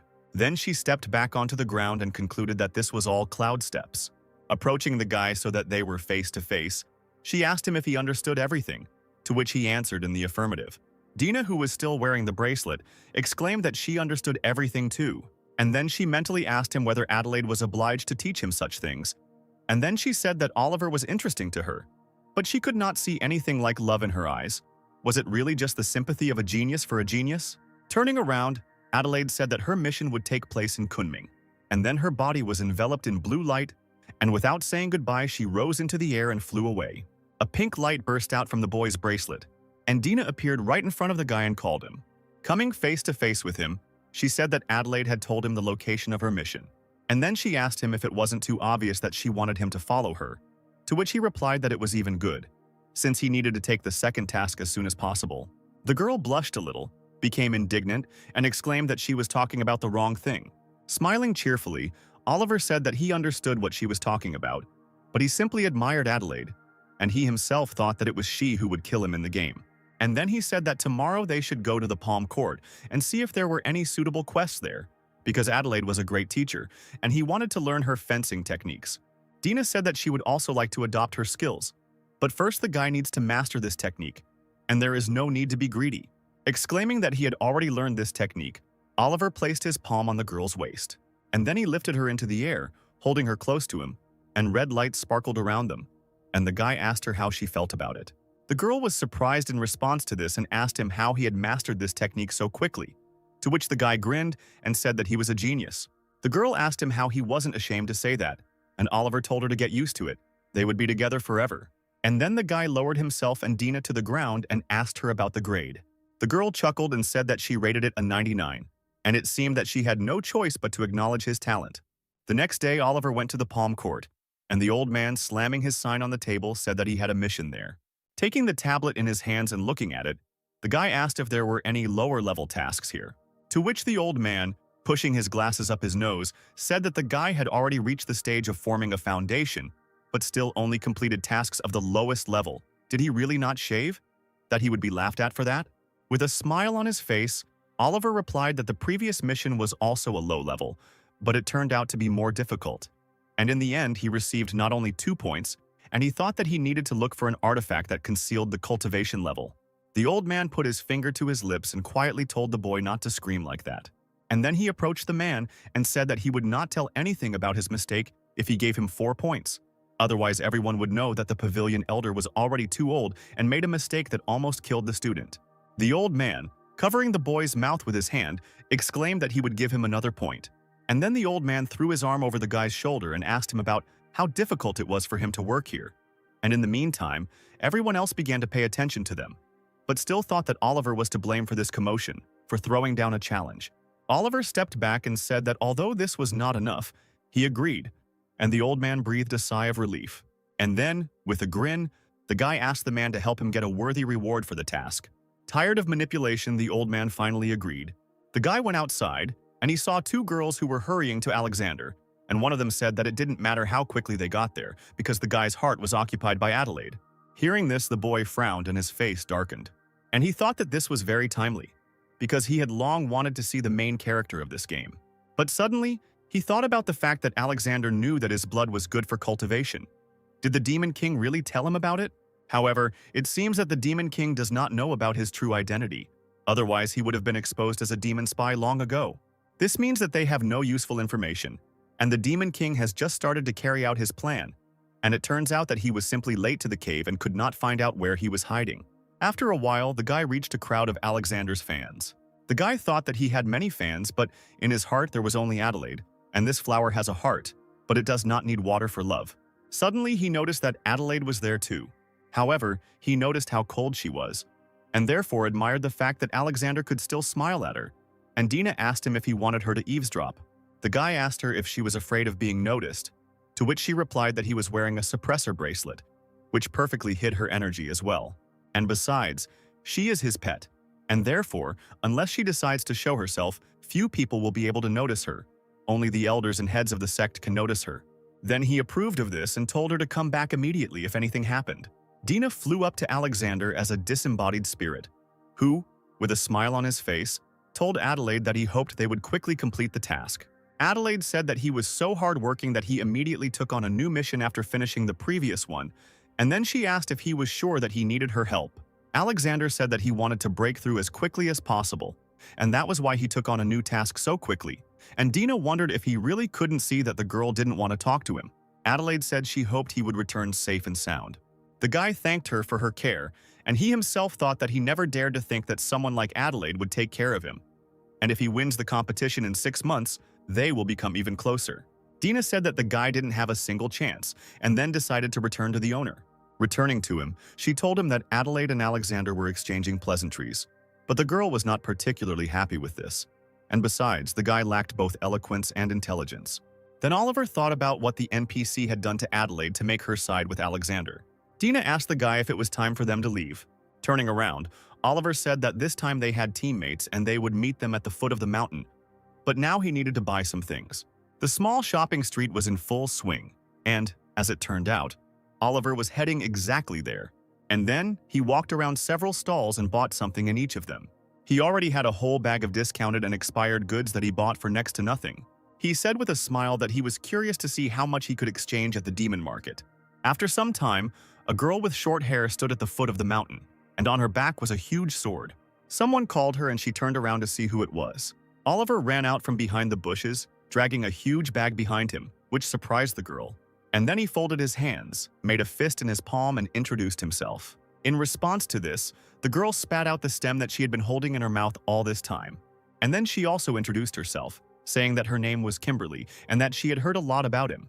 She took out a book and said that she had read several stories about him and Adelaide, and she even collected them. And the guy, frowning, thought that he even knew who wrote them. With a cheerful smile, Kimberly showed the guy the book and asked him if he liked it. And Oliver suddenly blushed deeply. As it turned out, these were books with intimate content. Continuing to look at the pictures, the guy said that he and Adelaide were just studying together. Kimberly laughed loudly and said that she thought highly of the guy and was looking forward to seeing the top disciple of the Heavenly Kingdom defeated. Oliver sighed heavily and thought that he had met another madman. And then he said that it was time for them to move out. And Kimberly happily agreed with him. 2 days later, they arrived at the gate, and some white pieces of paper were falling from the sky, from which something had been cut out. These pieces of paper thickly covered the ground, and a white cloth hung on the gate.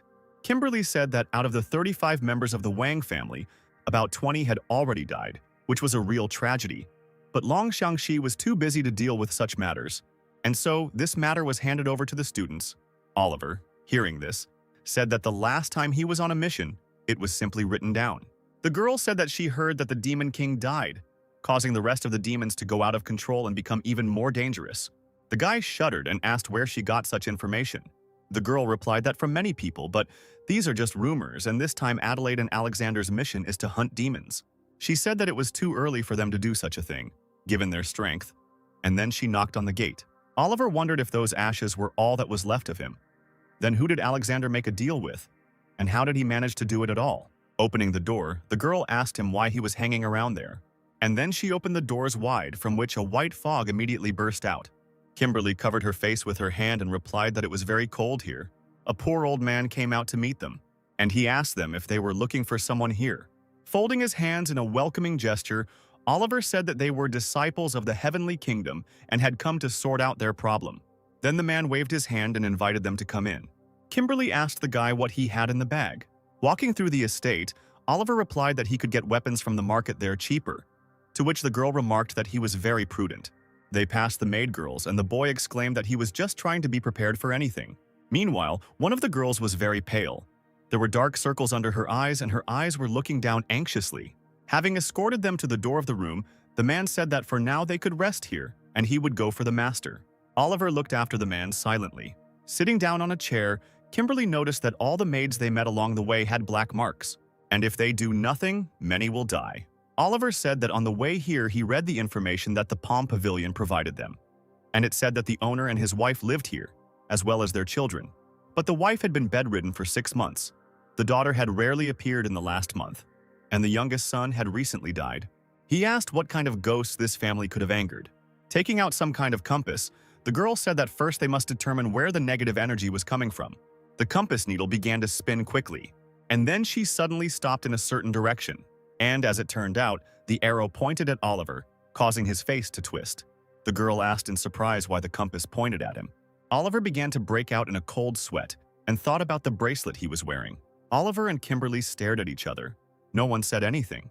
Pretending to be calm, the guy asked if her compass was broken, and he himself mentally threw himself into Dina's arms, saying that everything was lost, and she said that she, as his faithful pet, would die with him. Kimberly smiled and punched the compass and said that cheap is cheap. The arrow was still pointing at the guy, and the girl said that it was what it was since she had bought him for pennies anyway.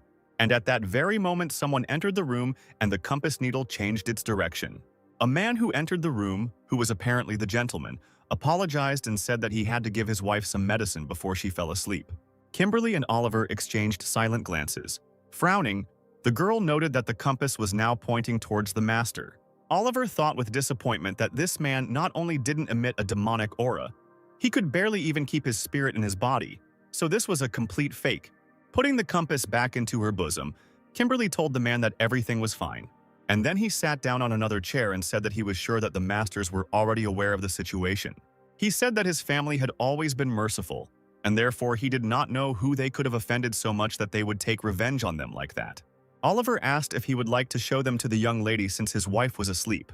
Mr. Wang, hearing this, only frowned and remained silent in response. The guy asked him if there were any problems with that, to which the man replied that there really were problems and they were related to his daughter's condition. Kimberly said that they should look at her anyway, because they were here to help, and if it was a curse or demons, she should know what they were dealing with. And then the man decided to take her to his daughter.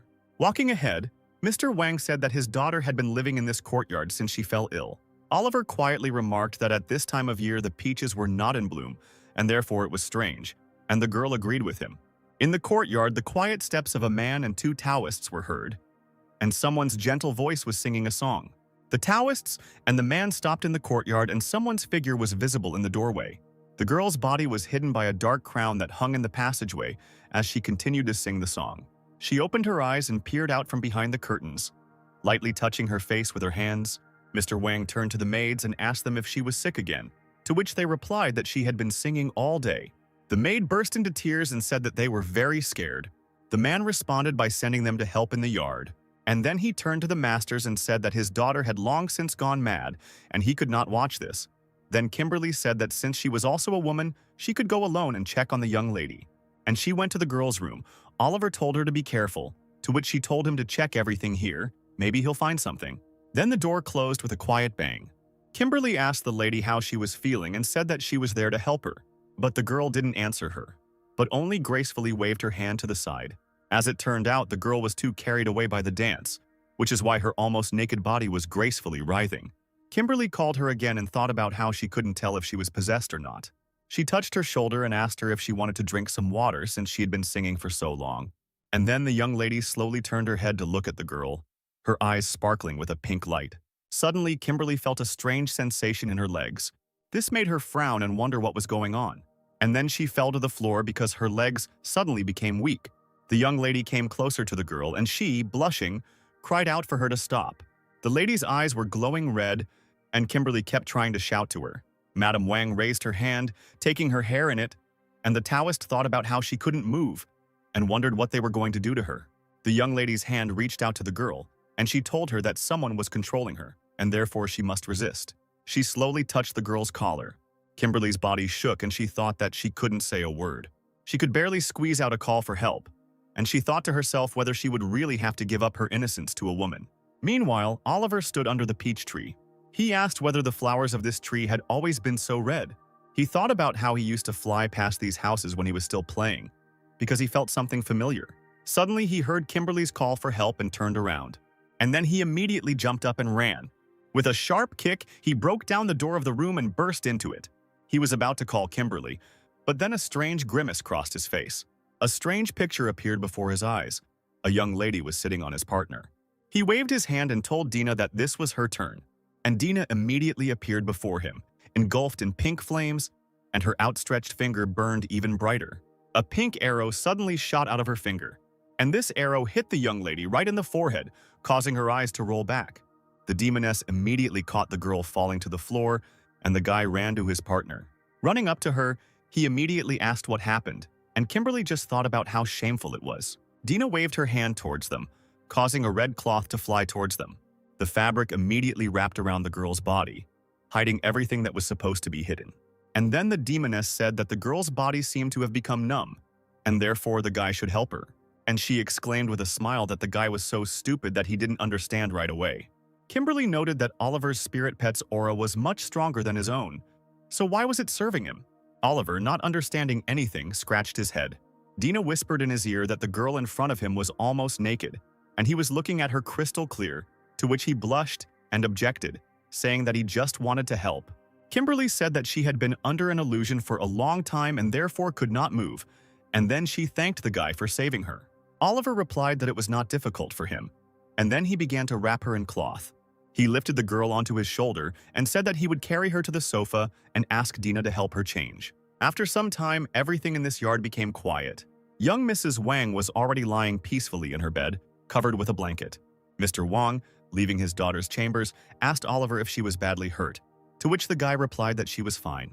And then the man said that he hoped that he would put in a good word for his daughter with her. The guy told the man not to worry and said that it was their work, and they needed to figure out what was going on so they could help them. And then he said that it seemed that an evil spirit had entered the girl and that the power was based on lust. Mr. Wang exclaimed that their family had been pure all these years. So why were they being punished like this? Dina, who returned as a barely noticeable smoke, said that she checked the house and there was an evil aura in it. Turning into a human, she said that, however, she could not find the source of the aura. Oliver touched his chin and thought, and then it dawned on him, and he said that there were too many mirrors in this house. He thought about how there was a quest in the game before, and it was on the border of Kunming, and that's why this place was so familiar to him. The plot was that there was a mirror demon who was killing people everywhere.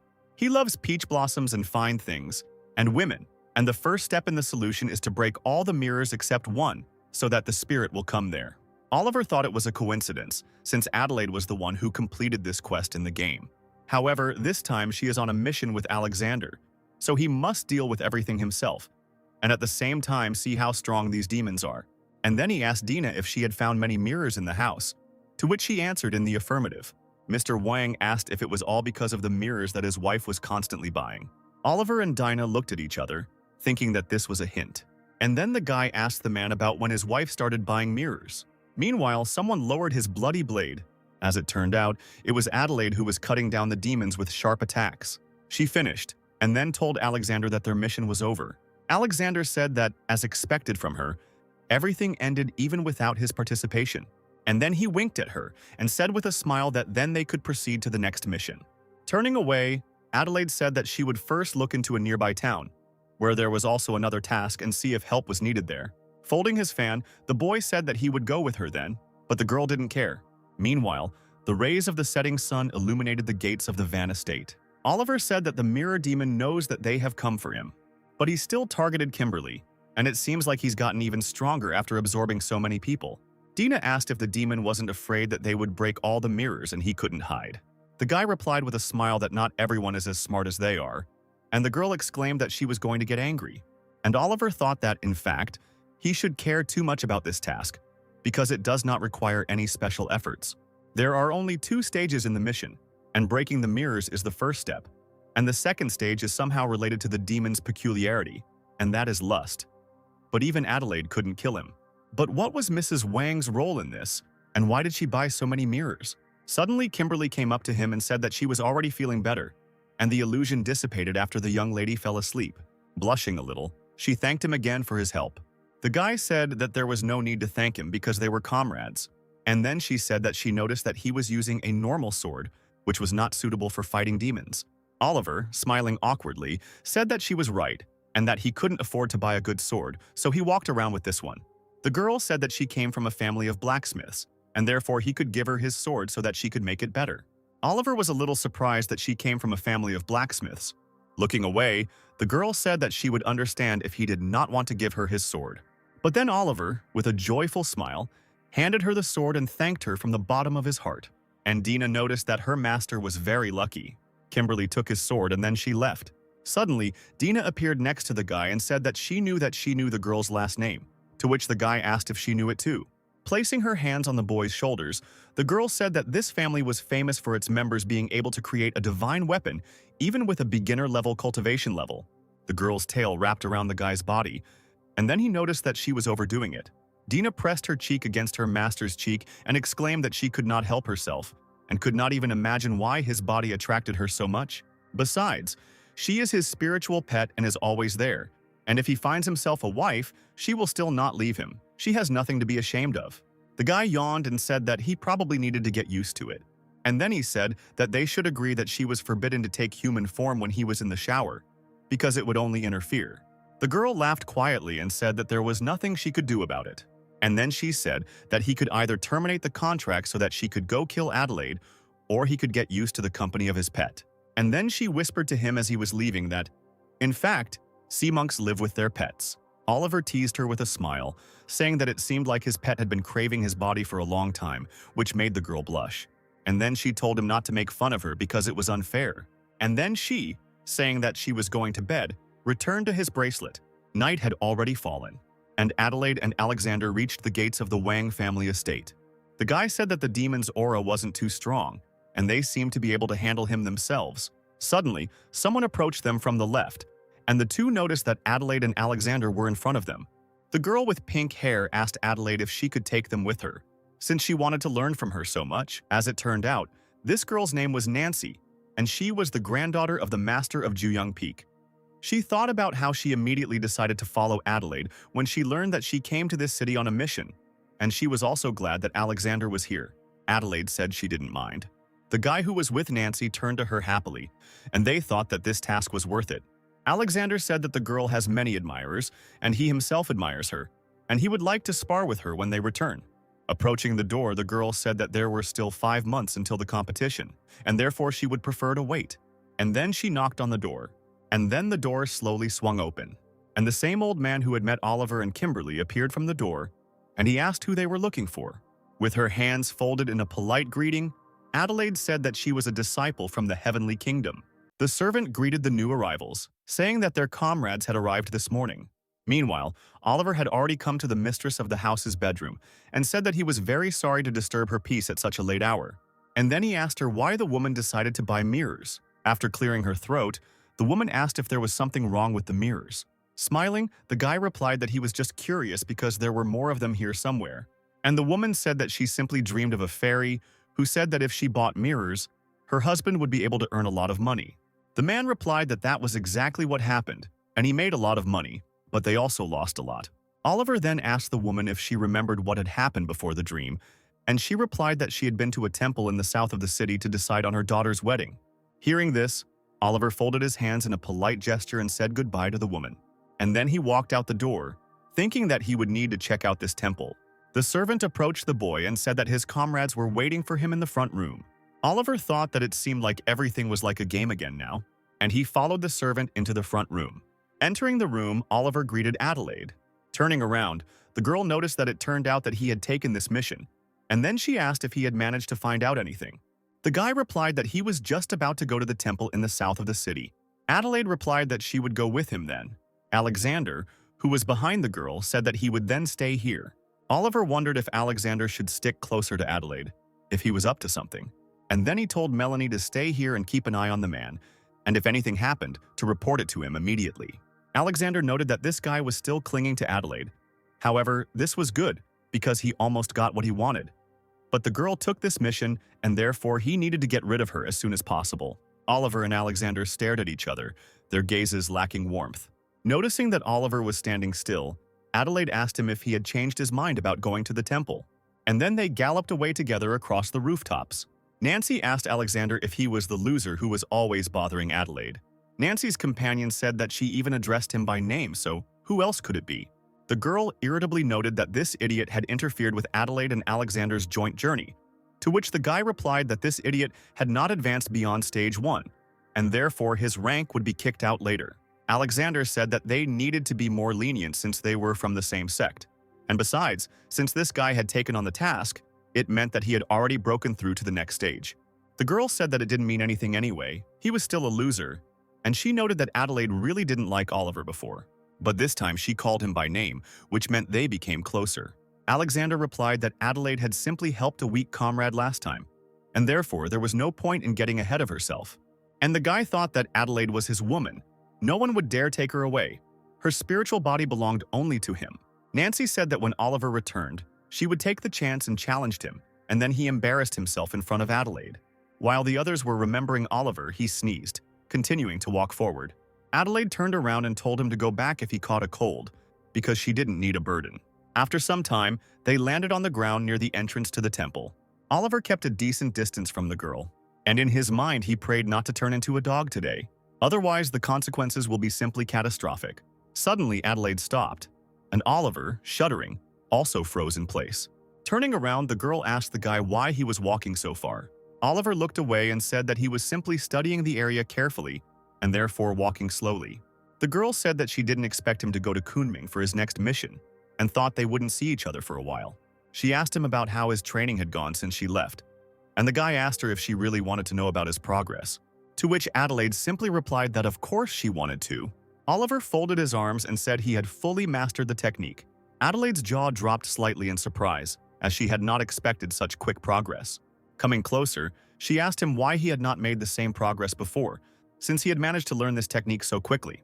Smiling, Oliver scratched the back of his head and answered only that it was better late than never. And he himself thought that he himself did not understand what was in the head of the previous owner of the body. It seemed that this character, according to the plot, should not have brains. And then he said in his heart that he couldn't let the girl down since she was teaching him herself. And he thought that the main thing was to learn to move quickly, so that he could immediately get away when he had completed all 4 tasks. Coming even closer to the guy, Adelaide asked him if she was right in that he wanted to get closer to her to do dual cultivation to become stronger, since she had a yin physique. Oliver frowned, wondering where the girl got such thoughts from, and it seemed like there had been a misunderstanding on a planetary scale. Smiling, Adelaide noted that the guy didn't seem to think so. The human subconscious couldn't be fooled. And then she said that they needed to go to the temple quickly. Frowning even more, Oliver thought that the girl was the one who fished for his character in the game, and therefore he simply wouldn't dare. And then they went inside. Everything around was covered in darkness, and the light came only from a few candles. On the altar of the temple there were 3 statues, one large, resembling an adult, and next to it 2 smaller ones resembling children. Adelaide noticed that the temple was well kept, so someone must be looking after this place, but there was no guard here. Oliver, having examined the statues, noticed that the smaller statues had mirrors in their hands. Adelaide asked the guy if he was sure that this was all the work of the mirror demon. The guy replied that it definitely had to be him, but he didn't understand how he was connected to the victim. The guy thought that he couldn't just say that he had played the game and remembered the plot a little. And then he asked the girl if she felt a demonic aura. Adelaide responded by noting that she really didn't feel anything, and then said that it must all be because of the incense. Her sharp gaze turned towards the altar as she said that was exactly what was strange. And suddenly some black shadow flashed in the passage, heading straight towards Adelaide. Reacting quickly, Oliver turned around and shouted at Adelaide to be careful. As it turned out, some kind of monster was flying towards the girl. Its mouth was wide open, and in the darkness of the visitation its green eyes were shining brightly. The monster hit the floor with a loud bang, but Adelaide managed to react and jumped up, dodging the blow. The girl waved her hand, and a sword glowing with blue light appeared in her palm. Exclaiming that it was a spirit python, Adelaide rushed towards the monster to strike with her sword. The girl exclaimed that this demon was equal to a 3rd-stage human cultivator. Standing aside, Oliver thought about the fact that his sword was still with Kimberly, and therefore he couldn't help. The spirit's black tail filled the room, its body was covered with spikes, and its scales were covered with dark smoke. Noticing this, Oliver panicked and thought that it was impossible that this snake had reached the core sphere. And then the boy's eyes lit up a bright yellow as he assessed the python, and Oliver exclaimed that there was something wrong with this python. It was emitting an aura that was almost at the level of a nascent stage cultivator, and it seemed to be a nascent soul demonic realm. Hearing this, Adelaide stopped short and froze in midair, and the monster decided to take advantage of this situation. His tail flew straight at the girl. The monster struck her with its tail, causing Adelaide to fly backwards, hitting the wall. The girl sank to the ground, breathing heavily, her entire body covered in wounds and blood. The python, its jaws wide open, rushed forward to finish off Adelaide. But at that very moment, Oliver appeared in front of Adelaide, shielding her with a body that wasn't his. Standing in front of the girl, he screamed loudly, causing his body to begin to emit energy that glowed with a bright light. The flash of energy grew brighter and brighter, causing the monster to fly away. The doors of the temple were destroyed, and now there was a huge hole in the building, with various debris lying on the street. Touching his chest from which the light was coming, Oliver said that he had found the immortal radiance before he came here, and he thought that if Alexander had taken him earlier, they would have had big problems now. Oliver put the immortal glow somewhere in his pocket, which is why the glow was no longer visible, and then he turned his gaze to Adelaide, who was behind him. The girl, who appeared to have lost consciousness, lay on the floor of the temple. Oliver, coming closer, knelt down in front of the girl and asked her how she was. But suddenly the guy felt something he had never felt before, and so he froze. Looking at the girl's body, the guy's gaze became blurry. Oliver's whole body went into a frenzy. His eyes turned red, and fangs appeared in his mouth, and he thought that he wanted to bite her. The guy's gaze fell on the girl's neck, which was completely open to his bite. Under the influence of instincts, Oliver leaned forward, taking the girl by the hands. He pressed himself to her neck. His whole body continued to tremble slightly, but the guy's sharp teeth stopped millimeters from the girl's skin, without touching it. Coming to his senses, the guy wondered what he was doing. He clutched his head and thought that the desire had arisen and surged so suddenly that he could barely restrain himself. But the next moment, the same monster that Oliver, it seemed, had failed to kill, reappeared in the hole in the wall of the building.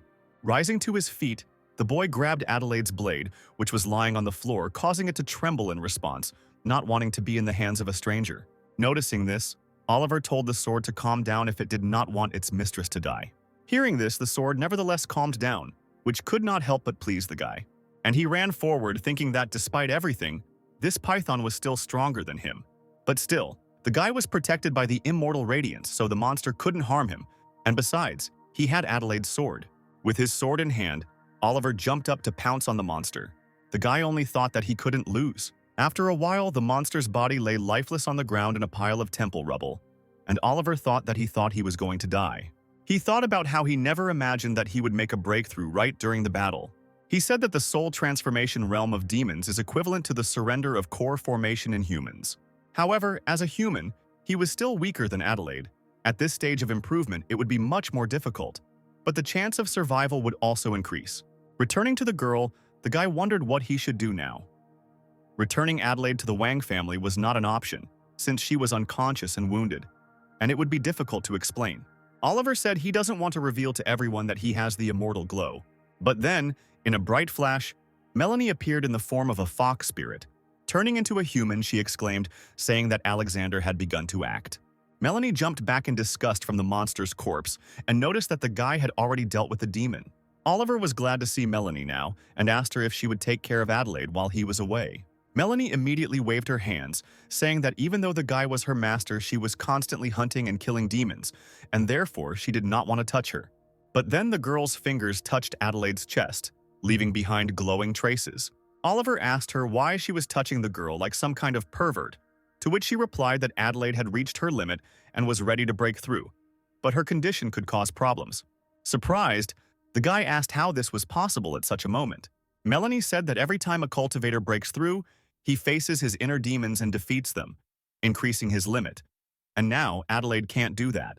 If it doesn't break through soon, it will remain stuck at its current level forever. The guy exclaimed that he couldn't allow that, and Melanie just smiled and said that it was a great opportunity, because then the girl wouldn't know that he was a demonic wolf and therefore wouldn't kill him.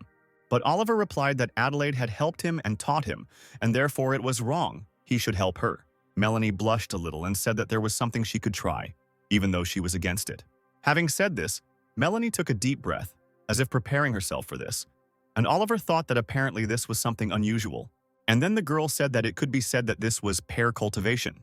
Frowning, the guy said that it was like Russian roulette. When Adelaide woke up, she would kill him. Melanie pulled the guy's cheeks and said that was why she didn't want to talk about it, and the guy said it was outrageous.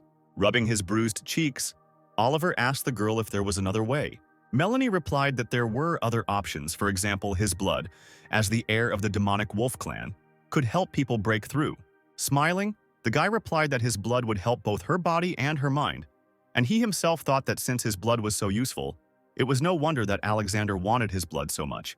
Melanie said she doesn't recommend this method because if he loses too much blood, it will take him a long time to recover. Pointing the blade of the sword at his palm, the guy replied that he would return to normal sooner or later anyway, and in any case, he was glad that the girl was with him now. And then he cut his wrist. And then he lowered his wrist right over Adelaide's face, who was lying on the ground. A thin stream of blood dripped onto the girl's face, falling into her slightly open mouth. Melanie noted that Oliver was too kind to Adelaide. He would soon leave the Heavenly Kingdom, so why bother? Instead of answering, Oliver put his bloody finger to the girl's lips, saying that maybe his blood would help her. And Melanie began to greedily drink the blood that dripped from the guy's wrist, and some drops fell on her chest. And then the girl pulled back, ecstatic from the effects of the blood. The guy told the girl to calm down because it was just wolf blood, not an aphrodisiac. Melanie replied that it was even better, and she wasn't the only one who thirsted for his blood. The moon shone brightly in the sky while everything around was silent. Oliver sat on the floor, leaning against the post, while Adelaide lay on the floor. After some time, Adelaide opened her eyes, and then she quickly straightened up, trying to clear her throat. After a while, she noticed that she seemed ready for a breakthrough. She noted that she could not have imagined that a breakthrough would come so soon because of the python. The girl sat down in a meditation pose, thinking that, unfortunately, this place was not suitable, and a shining energy flowed from her body. Melanie appeared next to Oliver again, shouting in his ear that Adelaide had woken up. Rubbing his sleepy eyes, the guy asked Adelaide if she was feeling better now. Still meditating, Adelaide replied that she felt like she was about to break through. Standing up, Oliver told the girl not to worry, he would protect her. However, when he stood up, his legs gave way. Noticing this, Adelaide asked if the guy was okay. Smiling, Oliver replied that he had only sat on his feet, but he was thinking about the fact that he had lost only a little blood, but his head was already spinning. Melanie exclaimed that he should not forget about Alexander. Oliver told her that he remembered everything and they would return as soon as Adelaide broke through. And then the guy stood in front of the girl like a reliable wall. Blushing slightly, Adelaide looked up and noticed the boy was protecting her. Oliver was thinking that he hoped the girl didn't suspect anything. Melanie told the guy that they needed to go back now and then everything would end. And then she noticed that she had completely forgotten to say that Alexander was somehow connected with the mirror demon.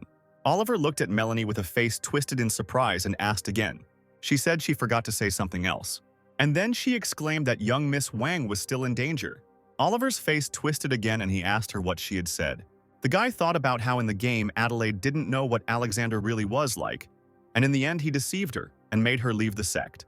He thought that he should tell her about it, but he was afraid that she would misunderstand everything, and therefore, it was better to catch him red-handed. Adelaide's body shook slightly from the tension, and beads of cold sweat began to roll down. Oliver wondered why Alexander had agreed to this task at all. He wondered if all this was really to his advantage. Half an hour later, Adelaide was still sitting in the meditation pose. The energy that surrounded her body had died down a little. Opening her eyes, glowing yellow, Adelaide said that she had broken through to the first stage of the soul's birth. Oliver responded to this by congratulating the girl with a smile. Getting to her feet, Adelaide thanked the boy for his protection, and she thought that he didn't seem to really understand how important this moment was to her. Looking at the corpse of the monster that was still lying on the floor of the temple, the girl asked if he had killed the monster. Oliver replied that he had merely borrowed her sword, which was very worried about its owner, and besides, he had improved his skills recently. Adelaide replied that she understood, and she frowned, thinking that even with her sword, the guy was only at the foundation formation level, which meant that he was hiding something. Noticing the girl's frown, Oliver thought that she definitely suspected. Melanie assured the guy that there was nothing to worry about, and when he got stronger, he would say that they were pretending to be a tiger. Adelaide moved even closer to the monster's corpse, walking over the bloodstains, and then, with the same frowning face, she raised her hand above her body. Purple smoke began to emerge from the python's head, and after a few seconds, a small purple stone floated through the air towards the girl's palm. Adelaide explained that this was the core of a demonic python, and it could be used to enhance weapons. And then she handed it to the guy, saying that since he killed the monster, this stone belongs to him. And Oliver asked the girl if he could choose a purple crystal from a python. The girl replied that the most that could be obtained from such a beast was a blue crystal, which meant that this one was stronger than its relatives. Poking the stick at the python's head, Oliver said that Madame Wang said that she started buying mirrors after going to this temple, so what does that have to do with the python? Adelaide suggested that this python could have been a pet of the mirror demon, fed with a human essence to reach its current level, which would explain a lot. Oliver, hearing this, frowned, considering that it did not sound very truthful. But then the girl asked him where his pet, the fox, was, who loved to cut off men's penises. Raising his hand with the bracelet, Oliver replied that she was here, and then asked what was wrong. The girl replied that she was afraid that this fox had bewitched him. Melanie asked the guy why she thought the girl's words were full of contempt, and Oliver couldn't help but agree with her. After some time, Oliver and Adelaide returned to the Van estate. The servant accompanied them with all his body, saying that the other masters had already gone to bed, and therefore he would lead them to their chambers. Looking around, Oliver noticed someone's figure near a wooden pole.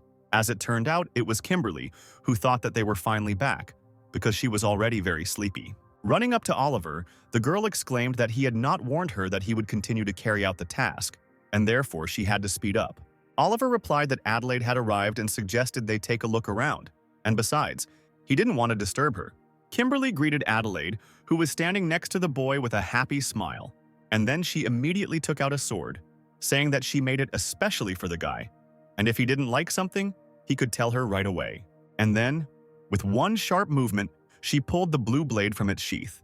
The girl said that this sword is endowed with the attribute of water, although the sword was originally fire, and therefore she had to tinker. She made some changes, and therefore the current level of the sword is rare. Flying closer, Melanie asked the guy if this was the same heiress of the Lee family that everyone was talking about. She noticed that it was still an ordinary sword, but with the attribute of water. Compared to Adelaide's sword, it was 2 times weaker.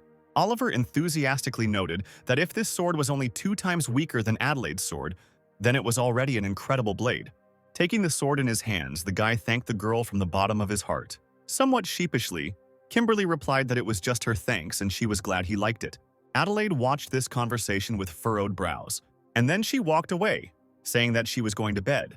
Adelaide followed the servant to her quarters, while Oliver and Kimberly watched her go in silence. Kimberly asked why Adelaide was so upset. After some time, Oliver also reached his chambers.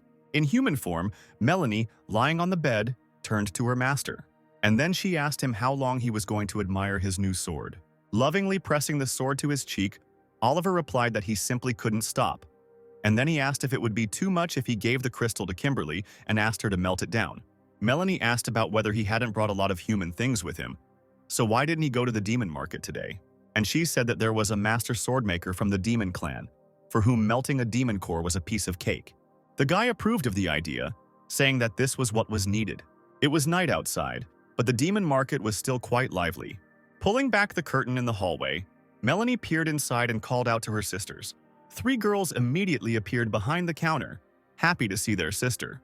They immediately ran up to her and began asking her about how many handsome guys there were in the human realm, whether she was as handsome as the prince, and whether it was true that all human cultivators hated demons. Melanie, smiling, just told them to stop chatting. Oliver, leaving the room, told Melanie to rest while he went for a walk, and the guy walked through the market, deciding to first find a forge. After some time, he reached the room and asked if anyone was there. At the call, a demonic red dog turned around, who was a blacksmith named Sebastian, and the guy said with a smile that he needed to melt the purple demon crystal. Rubbing his eyes with his gloved hand, Sebastian replied that it would cost 50 medium spirit stones. Oliver placed a bag of all sorts of things from the human world in front of him and asked if he could pay with it. Sebastian's eyes immediately lit up and he replied that it was certainly no problem. Taking a red ball of wool from the bag, the demon asked if he could keep this treasure for himself. Oliver, thinking that he didn't even know that something like that could be exchanged for 50 spirit stones, replied that of course it could. And in the meantime, other demons began to gather at the passage. And then they started shouting, offering the guy various things. As it turned out, there was quite a crowd outside the door and everyone was shouting, offering something. Oliver exclaimed that he would be back soon, so they needn't worry. He had enough for everyone. And then he commanded them to stand in line and get their things ready. The demons obediently stood in line, which made Oliver laugh. And then he told them with a greedy face not to worry, because he would now look at everything. 10 minutes later, the guy exchanged his bag of things for 4 bags of other things. Oliver exclaimed joyfully that he was now rich. Then he looked into the bags to assess his catch, and he immediately took out a vessel that could absorb everything, including enemy attacks and the energy of heaven and earth. Oliver reverently held it to his face and thought that it was just perfect for storage. The guy also received the flag of the 5 elements, which can use the power of gold, wood, water, fire, and earth, and with its help you can build formations for both defense and attack. There was also a 9-turn golden pill, which greatly increases the level of cultivation and even allows one to cleanse the brain and bones. The Void Destruction Pill helps cultivators break through barriers and has a miraculous effect on reversible Void Stage Masters, especially valuable at the core formation stage. There was also a dissolving powder that would cleanse the body of impurities and condense the vital force. The Underworld Bead absorbs the surrounding Qi Yin and spiritual Qi energy, transforming it into the practitioner's energy. The regeneration pill is used to restore the damaged limb and also promotes overall regeneration of the body. The Ghost Breath Talisman conceals the cultivator's key. Oliver exclaimed triumphantly that he was now even too rich because he was able to get even the talisman of ghostly breath. Sebastian approached the guy with a sword in his hands, saying that everything was ready. Smiling, the guy said that this was already not bad and thanked him. Looking away, Sebastian asked the boy if he could ask him for one thing. Oliver, hooking the vessel onto the belt of his trousers, replied that he could certainly do that. And then Sebastian handed him May, saying that he hadn't played for so long, and then asked the guy if he could leave him. Oliver agreed, thinking that no dog could resist a sword, which made him feel ashamed, since he was also a canine. And then the guy took the ball in his hands, getting ready to throw it, in response to which Sebastian stood at the ready and began to actively wag his tail. Sebastian stuck out his tongue in anticipation and began breathing heavily, anticipating the fun. Oliver sent the ball flying with a sharp wave of his hand, and Sebastian quickly ran after it, barking loudly. Oliver scratched his neck and thought that, even though they were both canines, he would never warm up behind a ball. But suddenly his tail appeared behind the guy. Oliver's eyes widened in surprise and desperate realization. Now all his attention was focused on the ball, which seemed to shine, beckoning him to it. Meanwhile, Sebastian had already reached the ball, shouting that he couldn't help himself, and the guy rushed to intercept him. The next day, Oliver returned to the Van estate and met with his comrades. He said that first he and Kimberly had to break the mirrors to prevent the demon from escaping. Raising an eyebrow, he mentally asked Melanie to let him know if Alexander made any moves to distract Adelaide. Adelaide told Nancy and her companion that they would then go together, to which the girl agreed. Alexander asked Adelaide why she shouldn't join them in case something happened. And he said that then he would stay here and look after Madame Wang, so that everyone could rest easy. Adelaide considered this decision to be correct and did not argue, but Oliver thought that this sly fellow was definitely up to something. And then Alexander went back to the house when everyone else went on. Alexander turned around and thought that everyone had finally left, and now he would be able to absorb the essence of the mirror demon to increase the chances of breaking through to the next stage. And Adelaide would not even know about anything. And turning back, he entered the room. While the man was unaware, Melanie was flying next to him in the form of a fox spirit. She thought about how there were always scandals, intrigues, investigations. The only thing missing was melon seeds. Meanwhile, Alexander sat down in a meditation pose. And then his spirit left his body and quickly flew somewhere. With a barely noticeable flash, Alexander's spirit entered the mirror. Everything in the estate was calm, but loud sounds were heard. As it turned out, these were the sounds of breaking mirrors.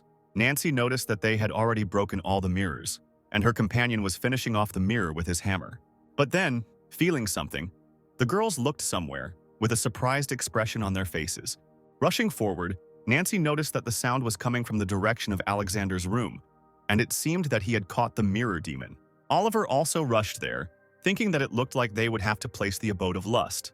Adelaide ran quickly, with each step getting closer to the door of the room. She jumped up easily and, kicking open the door, burst into the room. Standing on the floor, she noticed that Alexander's body was lying on the floor unconscious. Melanie quietly returned to the bracelet on Oliver's hand. She asked the owner if she had done the right thing by pushing the guy to the ground, to which Oliver called her and said that he would receive a reward that evening. Adelaide began to carefully approach Alexander, calling him by name. Alexander's eyes were rolled back so that his pupils were not visible, and a blush played on his cheeks. Nancy's companion noticed that the man's soul was outside his body, and that he appeared to be fighting a mirror demon. Oliver noticed that the guy was right, but he definitely wasn't fighting in the mirror. Turning around, Nancy glanced at the mirror in which she saw something. Coming closer and getting a better look at what was in the mirror, the girl screamed in fear. Putting the mirror behind her back, the girl with a blush on her cheeks thought about what Alexander was doing. Adelaide asked her what was wrong and then ordered her to show her. Still hiding the mirror from prying eyes behind her back, Nancy replied that there was nothing there. Adelaide extended her hand and, more menacingly, ordered her to show it again. Nancy handed the girl a mirror with a shaking hand, saying that Alexander must have some reason. Looking in the mirror, Adelaide saw that Alexander's spirit and the demon were committing indecent acts with the young Mrs. Wang. Adelaide's face darkened, but she said nothing. Noticing this change in the girl's mood, Nancy, trying to correct the guy, exclaimed that all this must be part of the plan. Kimberly, covering her face with her hands, asked what kind of plan it was that required doing such things. Adelaide raised 2 fingers which glowed with a bright white light, and then all the mirrors, obeying an invisible force, broke. The mirror demon looked around in panic and shock, sensing the changes. Alexander's spirit flew out of the mirror in Adelaide's hands, and with a bright flash, he entered the body still lying on the floor. After a couple of minutes, Alexander slowly opened his eyes. As he rose, he put his hand to his chest, not understanding why he had gone back so abruptly. Adelaide approached him with a stern face and asked him if he wanted to explain something to her. The man looked at the girl in panic, wondering why she was here. And then, looking around, he finally noticed that there were people standing on all sides of him, surrounding him.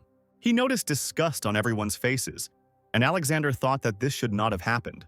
But suddenly he frowned, clutching the fabric of his clothes at his chest, and noted that it hurt. Cold sweat was running down his face, and Alexander thought that the worst thing was that the connection with the mirror demon was broken, and therefore his soul suffered, and he was so close to the stage of core formation. Adelaide told the guy what she saw him doing in the mirror, and then she warned him that as soon as they returned, she would tell the master everything and he would be punished. Getting to his feet, Alexander mentally constructed the girl's words about how she had seen everything. He asked the girl to listen to him, and then said that he only wanted to subjugate the mirror demon. The girl replied that she knew because she saw him sucking out his essence, and then she said that the mirror demon had absorbed countless people, and he decided to take advantage of this to break through to the next stage. Adelaide remarked that it was almost the same as being a demon, and he knew it himself. Alexander clenched his fists in irritation and thought that he had missed the chance given to him by the elder, and Adelaide hated him. How did this even happen? Adelaide approached the bed of young Mrs. Wang, and then she sat down on the bed, and the girl told the others not to protect her while she dealt with the mirror demon herself. Oliver and Kimberly responded immediately, accepting the order. Adelaide sat down in a meditation pose and held out a mirror, telling them to watch the mirror and not let the demon use the light to escape into the pond outside. She sternly warned the boys that the surface of the water could become an excellent hiding place for the demon. Oliver folded his hands again in a respectful gesture and accepted the instructions. He thought that the plan had worked, and just like in the game, Adelaide would be the one to destroy the mirror demon. It seemed that some key points could not be changed, and therefore he had to complete all the tasks as soon as possible and escape. Adelaide began to meditate, and her spirit left her body. And then he entered the mirror that Oliver was holding in his hands with a bright flash. Kimberly exclaimed happily that she could see Adelaide fight with her own eyes, a chance that would come along very rarely. In the mirror space, the mirror demon stepped back, frowning. Adelaide flew into the mirror space and began to swing her sword, causing the demon to try to dodge. The demon ran forward desperately, hoping to escape from this trap. However, instead of exiting through the mirror, he seemed to hit a barrier. Cold sweat began to run down the demon's face as he realized he couldn't get out. And then Adelaide, swinging her leg, struck the demon on the cheek. From this blow, the demon flew to the floor with a loud scream, raising clouds of dust. Adelaide aimed the tip of her sword at the demon's neck, and in response the demon begged for mercy. Adelaide asked him whether the python that had attacked them was her pet. Lying on the ground, the demon, instead of answering, continued to beg the girl for mercy, and then she repeated the question. And the demon still confessed that that python was his pet. He guarded his house, which was that temple, and he said that he was born from that bronze mirror. And then he again began to beg for mercy, saying that he told the hedgehog everything. Adelaide asked him if he, the one who killed so many people, really hoped that she would let him go so easily. Tears began to flow from the mirror demon's eyes as he began to beg even more desperately. And then from the mirror that Oliver was holding in his hands came a loud, piercing, pain-filled scream, and the guy recoiled back at the sight. Kimberly admired how Adelaide did not doubt, but seconds. Oliver thought that when Adelaide found out his true identity, she would most likely kill him on the spot. And then two spirits flew out of the mirror, the spirit of Adelaide and the spirit of young Mrs. Wang. Adelaide's spirit entered her body in a bright flash, so that she also sat on the bed. And the spirit of the young lady finally returned to her body, which was lying on the bed. Opening her eyes, Adelaide told Oliver that he could now return to the heavenly realm to complete the task. A few moments later, young Miss Wang also woke up and slowly opened her eyes, trying to cough. Getting up, she asked what had happened to her. Adelaide leaned over to the girl and told her with a soft smile that she had just been sick, but it was all over now. Watching this, Oliver thought that although Adelaide was like the goddess of death when it came to demons, but when it came to the defenseless, she was always kind. So shouldn't he pretend to be weak and helpless? Mrs. Wang believed this explanation, not remembering at all what had happened to her. Master Wang thanked everyone for their help and invited them to dinner, but Adelaide declined, citing that she had a task she had to complete. The girl said that she had not yet completed her mission, and therefore the others should go first. Alexander said that in that case he would go with her. Adelaide responded to this by saying that he had behaved unworthily, and therefore he should return home and go into seclusion to rethink his actions. And then she folded her hands in a polite gesture, saying goodbye to her comrades. After some time, Oliver returned back to the heavenly kingdom. Sitting in his room, he again began to sort through the bags with his earnings and list everything he found there. Melanie sat at the table and carefully wrote everything down. Oliver held some brown spheres in his hands and told the girl to write down that he found some 15 strange pills. Melanie noted that it was better to separate these pills by potency. Otherwise, he might not be able to handle it if the effect was too strong. Leaning back on the sacks, Oliver told Melanie to take a little for herself and sell the rest with moderate effect, and he noted that they could get a few thousand silver for it, and then they could buy Melanie a few dresses, because he knew she liked them a little. The guy happily exclaimed that he received 4 points for the second task, and also medium-quality stones and these treasures, and therefore a bright future is just around the corner. Melanie asked the guy what he meant by a bright future. Oliver replied with a smile that it meant getting rich and prospering. Melanie obligingly praised the owner, and then reminded him that he had promised her a reward, but seemed to have already forgotten, and the guy said that she could take whatever she wanted. Melanie replied that she was his spirit pet, and if he became stronger, then she would too. So why would she need these trinkets? Leaning towards the guy's neck, the girl said that all she wanted was his life essence. And then she pushed him to the floor and Oliver told her not to get too carried away, but he didn't object. Pressing herself against the boy, Melanie said that she wouldn't even dare. Because she couldn't even imagine that her master would weaken due to lack of blood, she just wanted to try. The guy now definitely agreed, saying that she had already helped him out many times so it wouldn't hurt him. Melanie didn't respond to this but only smiled playfully, looking into the guy's eyes. And then, opening her mouth wide, she reached for his neck.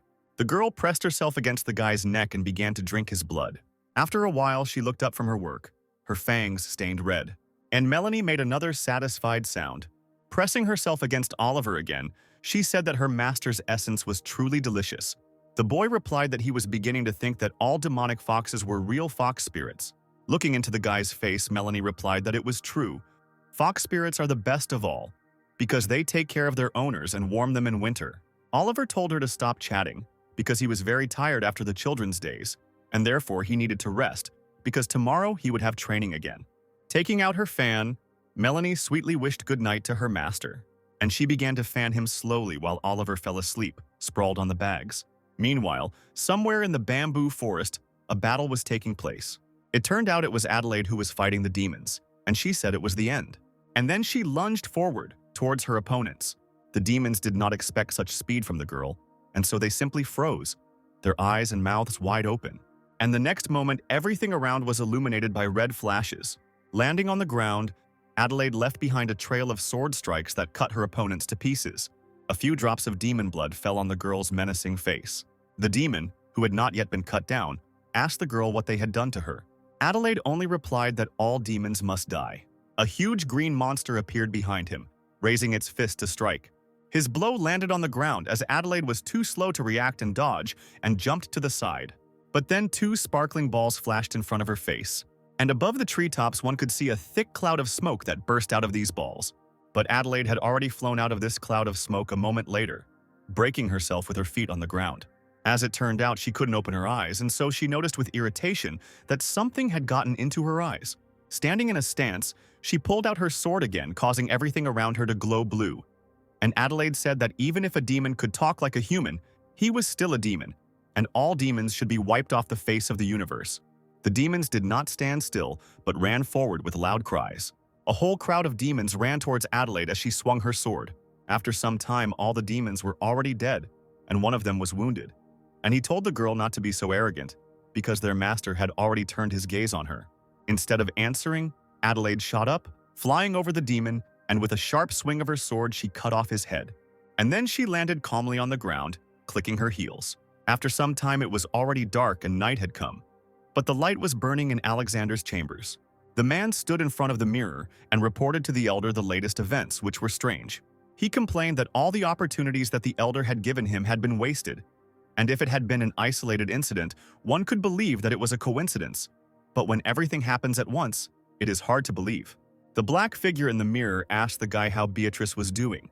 Alexander replied that she was also unsuccessful. He said that Oliver was obsessed with Adelaide, driven by lust.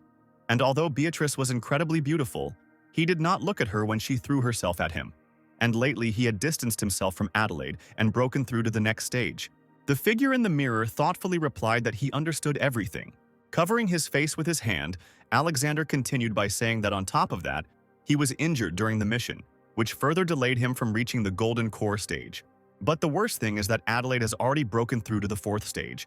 And at this rate, the gap between them will only increase, and his chance of becoming her partner in the Tao will completely disappear. The elder exclaimed that the guy must definitely do this. Her jade spirit body would help him achieve immortality. He must win her trust by any means necessary. Alexander replied that it was easier said than done, since he could not control who she liked, and the elder replied that he would help with that. He told the guy to come back in a while and not to forget about the back door, because no one should see him. And then he would give him pills that would restore his strength, because the body is the basis of self-improvement. Alexander folded his hands in a respectful gesture and accepted the order. It was already night, but the lights in people's houses were burning brightly. Melanie sat on a tree branch watching one of the houses. After some time, she noticed with a grin that Alexander, dressed in a black cloak, came out of his chambers. The girl's body began to dissolve into orange smoke, and, turning into the spirit of a fox, she carefully followed Alexander. Melanie flew almost closely behind Alexander, who did not completely fail to notice, but only looked around anxiously. Melanie noted that this guy was sneaking around like a thief. He was clearly up to something. Finally, Alexander reached some doors. Melanie did not leave him alone. The guy opened the doors to enter some courtyard. Melanie thought that here they were, and therefore she needed to keep them even closer. But when she tried to enter the courtyard, some invisible wall stopped her. Rubbing her bruised cheek, Melanie noticed that there was even a barrier here. The door slammed quietly, and only now did Melanie notice that this was the door of the Star Pavilion, the residence of the head of the sect. Having decided how to tell her master about this, Melanie flew back. There was a light in the windows of Oliver's chambers. He was leafing through some book and someone asked him what he thought, and isn't it pretty good? Oliver turned to the girl and asked her what it was. Alice snatched the book and said that it was a draft of the Mystical Chronicles, and it could be said that he had been given a great honor. Opening the book again, Alice cleared her throat and began to read Mystical Chronicles, issue 138. Oliver slammed the book shut, slamming his hand on the table, and said that it would be better for the girl not to do that. Covering his face with his hand, he said he was so ashamed that he was ready to dig a hole and bury his head in it. Alice asked what was wrong because it was just a mixture of truth and fiction. The girl exclaimed that she had collected their story bit by bit and turned it into an article so that everyone could enjoy this masterpiece. Oliver replied that everyone might like it, but Adelaide would definitely kill him. Alice replied that despite her stern appearance, Adelaide would almost never attack her fellow students. Looking at the girl, the guy asked again about the almost never part. Getting up from the table, Alice said that it was time for her to go to bed.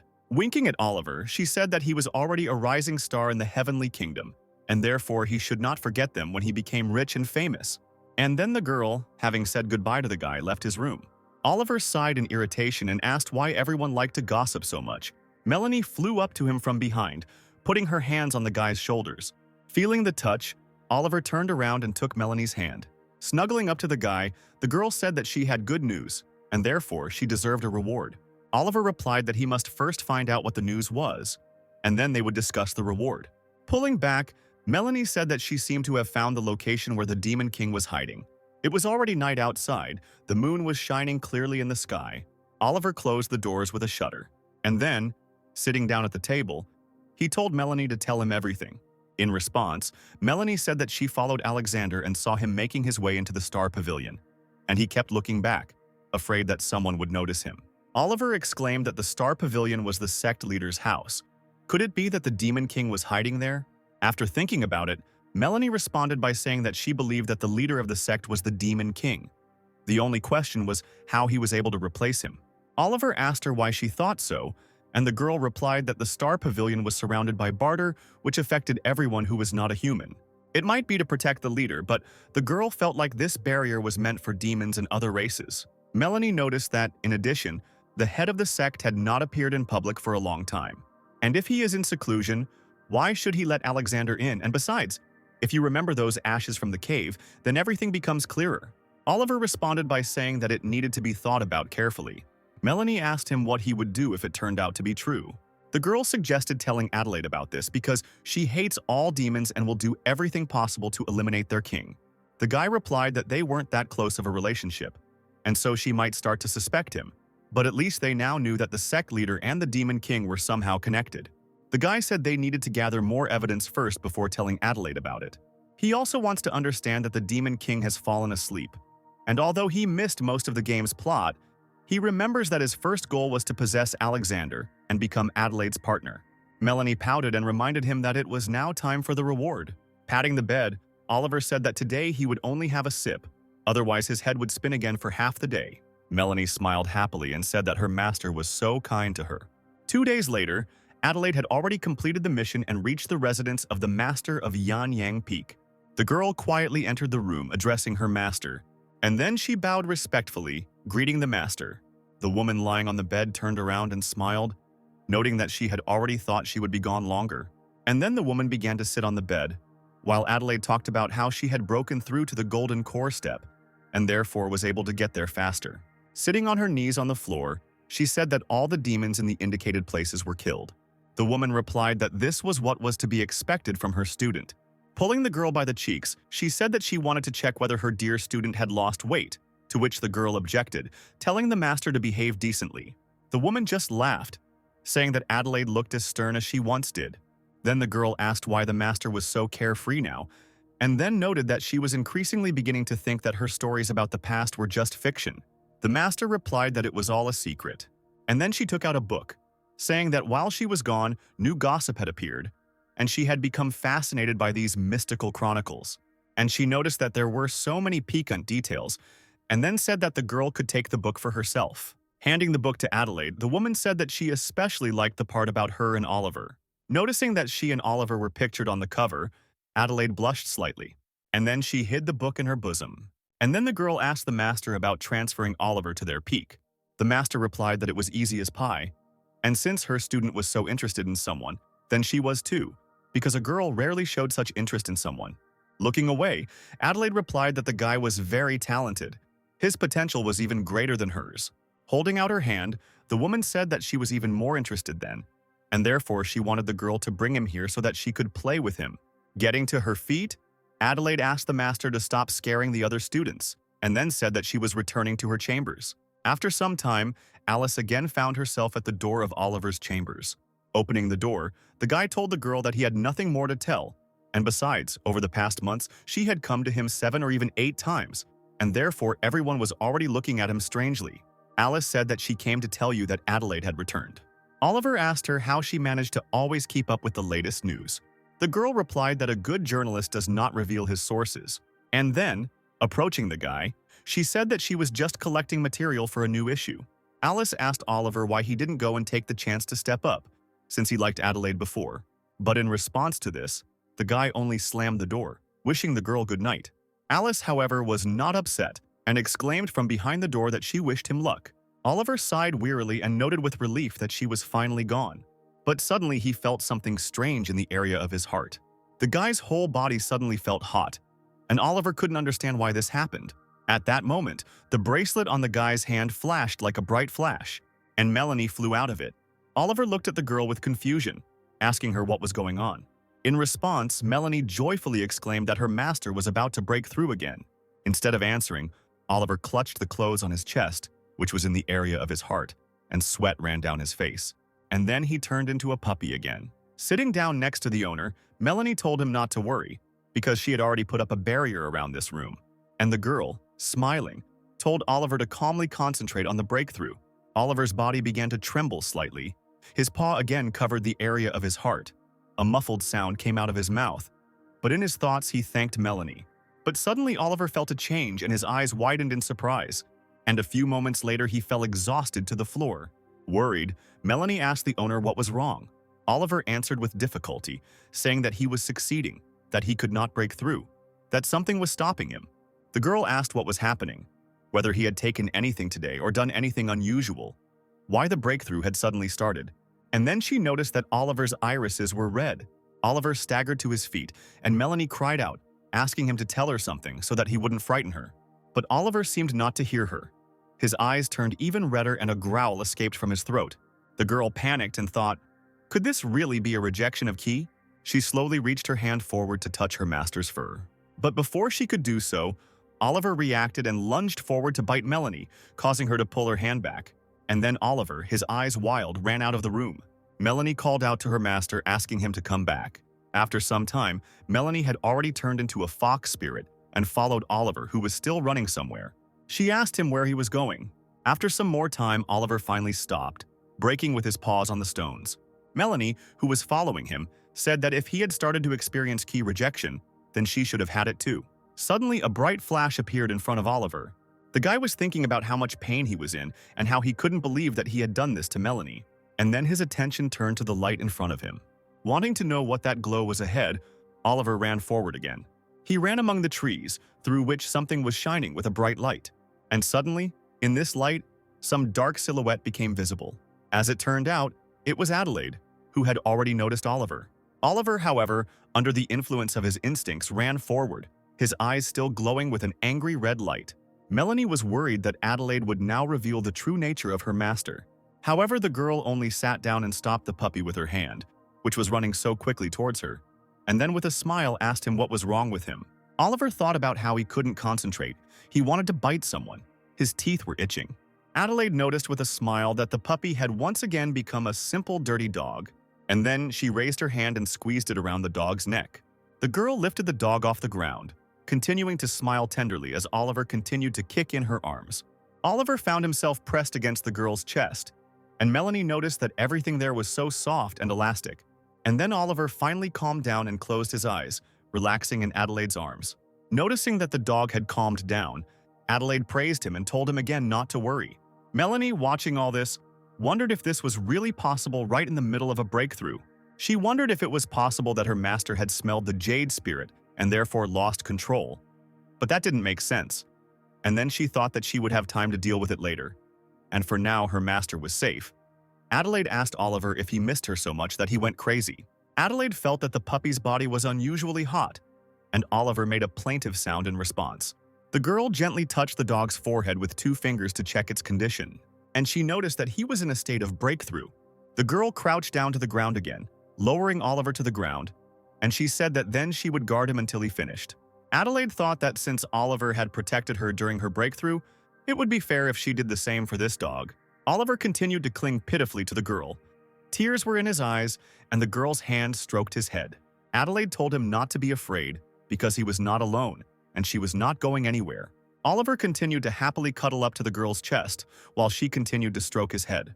Melanie thought that she was beginning to think that her master had planned all this just so that Adelaide would feel sorry for him. Some time passed. Adelaide was still sitting by the tree. Melanie also lay down on the ground and fell asleep.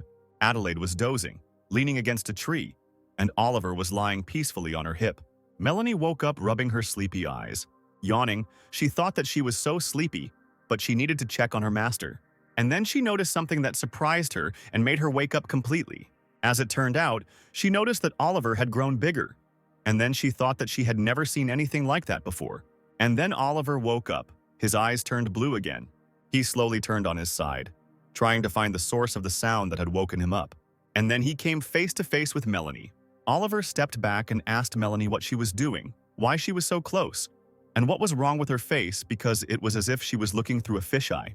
Melanie happily told him that she had noticed that he had grown and that he seemed to have broken through to the core formation stage. Oliver began to look at his body, and Melanie exclaimed that it was like missing an entire stage of transformation. Not understanding what was happening, Oliver jumped to his feet to run away from Adelaide. But before he could run far, Adelaide woke up. The girl noticed with a smile that he had woken up and that everything seemed to be fine with him. And then she patted him on the head, which Oliver was only glad about. Adelaide checked Oliver's condition again and noticed that he had managed to overcome the breakthrough. And then she began to lift him off the ground again, causing Oliver to suddenly begin to nervously slide from side to side. Having brought the dog to her, Adelaide said that spiritual beasts always feel weak after a breakthrough, and therefore he will stay with her for now. Turning around, Oliver began to beg Melanie for help, saying that he could not stay with her. He had already been through this, and she could not see him in his human form. Melanie waved her paw in response and said that Adelaide's chambers were located next to her master's residence, and therefore she could not take such a risk. And then she wished her master good luck with a smile, which made his face twist. Oliver thought bitterly about what would happen to him when he was transformed back. However, the expression on her master's face did not move Melanie at all, and she merely said goodbye to him. After some time, Adelaide and Oliver reached the girls' chambers. The girl sat at the table and told the dog that first they would clean his paws and then go to bed. And then the girl carefully wiped Oliver's paws with a towel. Pulling his paws towards him, Oliver noticed that Adelaide was talking to him like a mother to a child, which was clearly not normal.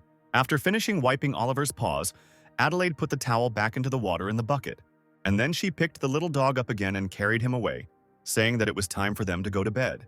The girl carefully laid Oliver on the bed. As Adelaide began to undress, she asked if spirit beasts needed glandular expression. She said that she thought this little one had never secreted any, so if he got too excited, he might splash everything here to visit the territory.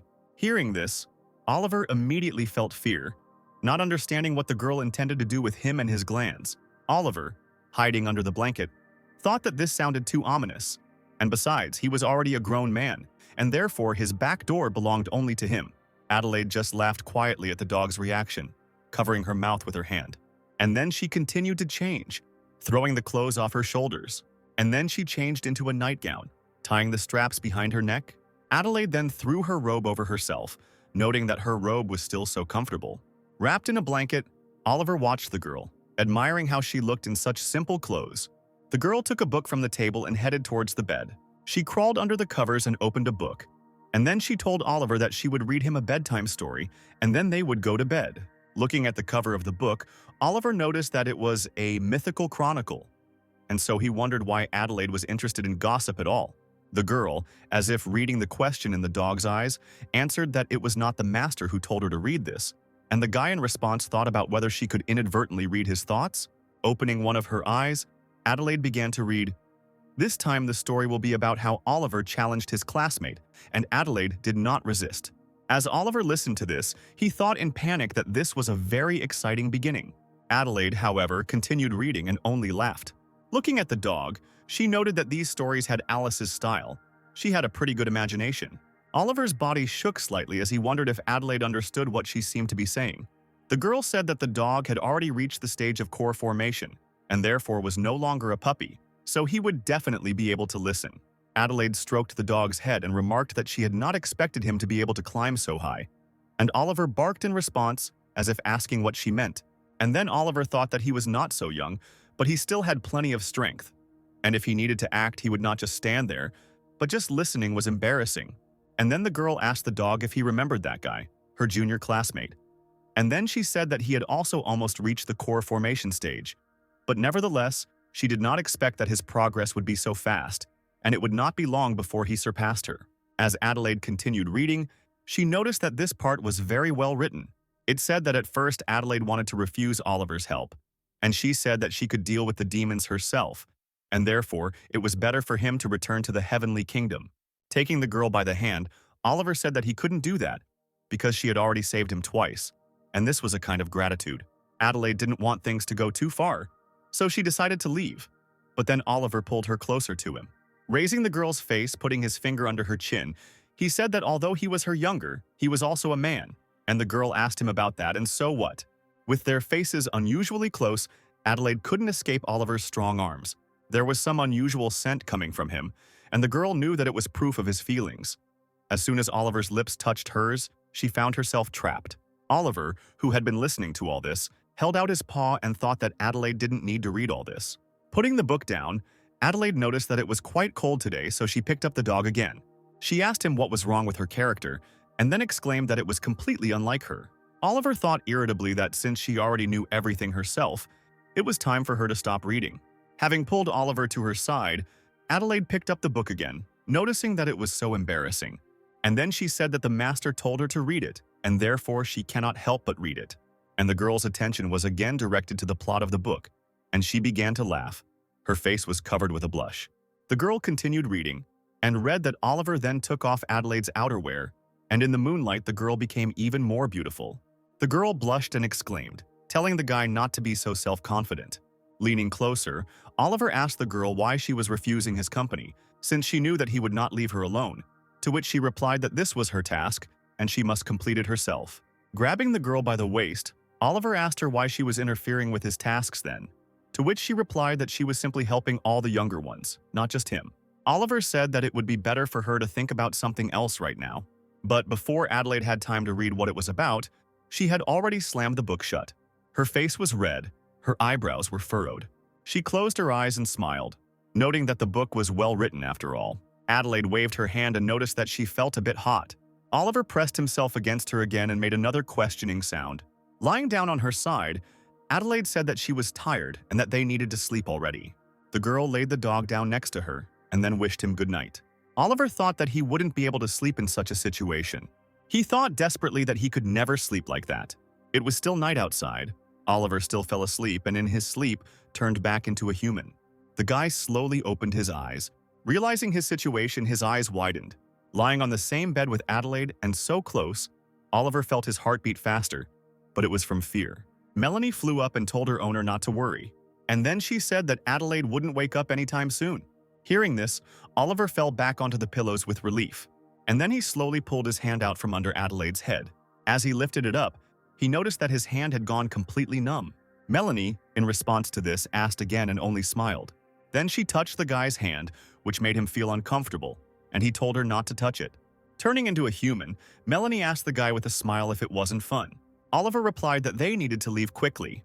Leaning over Adelaide, Melanie said that the girl would not wake up until sunrise because she had cast a small spell, and therefore there was no need to rush. The guy didn't listen to her and lowered his leg to get out of bed. Closing her eyes, the girl noticed that her master was completely naked. She said that she wasn't surprised at all that the heir of the demon wolf clan had so much energy, and the guy only grabbed the curtain. Covering her nakedness with a curtain, Oliver tied it around her hips and asked Melanie if she hadn't seen enough yet. In response, the girl exclaimed that, of course not, because this body is a real treasure. And then she ran out of Adelaide's room. The girl asked the owner if he wasn't worried that Adelaide would discover the curtain was missing in the morning. Oliver continued running forward and stopped around the corner before the turn. He peered out carefully and made sure there was no one there. And then he finally answered, saying that it was better this way than for someone to see him naked, and then he would definitely end up on the front page of the Mystical Chronicles. Melanie responded by saying that the headline would be, "A naked man in women's clothing. Is this a decline in morals or a lack of morals?" Continuing to walk forward, hiding around corners, Oliver noticed that Melanie was simply impossible. Looking around the corner again, the guy made sure that everything was clean there, and then he ran quickly in a straight line. Oliver quickly ran into his room and immediately climbed under the covers. Shivering, he noticed that it was indeed chilly outside, and then Melanie climbed under the blanket to her owner. She said she wanted to warm his bed. Oliver lay down on the bed, snuggling up to the girl, and noticed that the girl was so warm. And then he asked her if she could turn into a fox, because she was so fluffy and comfortable. Smiling, Melanie replied that she could do that, and then she immediately turned into a red fox. The boy pressed himself against the fox, noting how soft she was. He ran his hand over the fox's belly, running his fingers through her fur. And then he said he was interested in something, and Oliver asked Melanie why she didn't smell like a fox. After this question, Melanie turned back into a human. Her face was displeased, her eyebrows were drawn together. It seemed like she could explode at any moment, and, unable to bear it any longer, Melanie kicked the guy in the stomach, exclaiming that he had to leave. And then she shouted in annoyance that she was a spirit beast from the Fox clan and not some ordinary animal. And then she exclaimed that there would be no more warm beds for her master. The next day came. The sun was already shining brightly when Oliver woke up. The guy was sitting on the bed in a meditation pose. He thought that yesterday he had broken through to a new stage, and therefore it was time to understand what had changed. A spiritual fire was burning brightly in his belly. Energy coursed through his veins.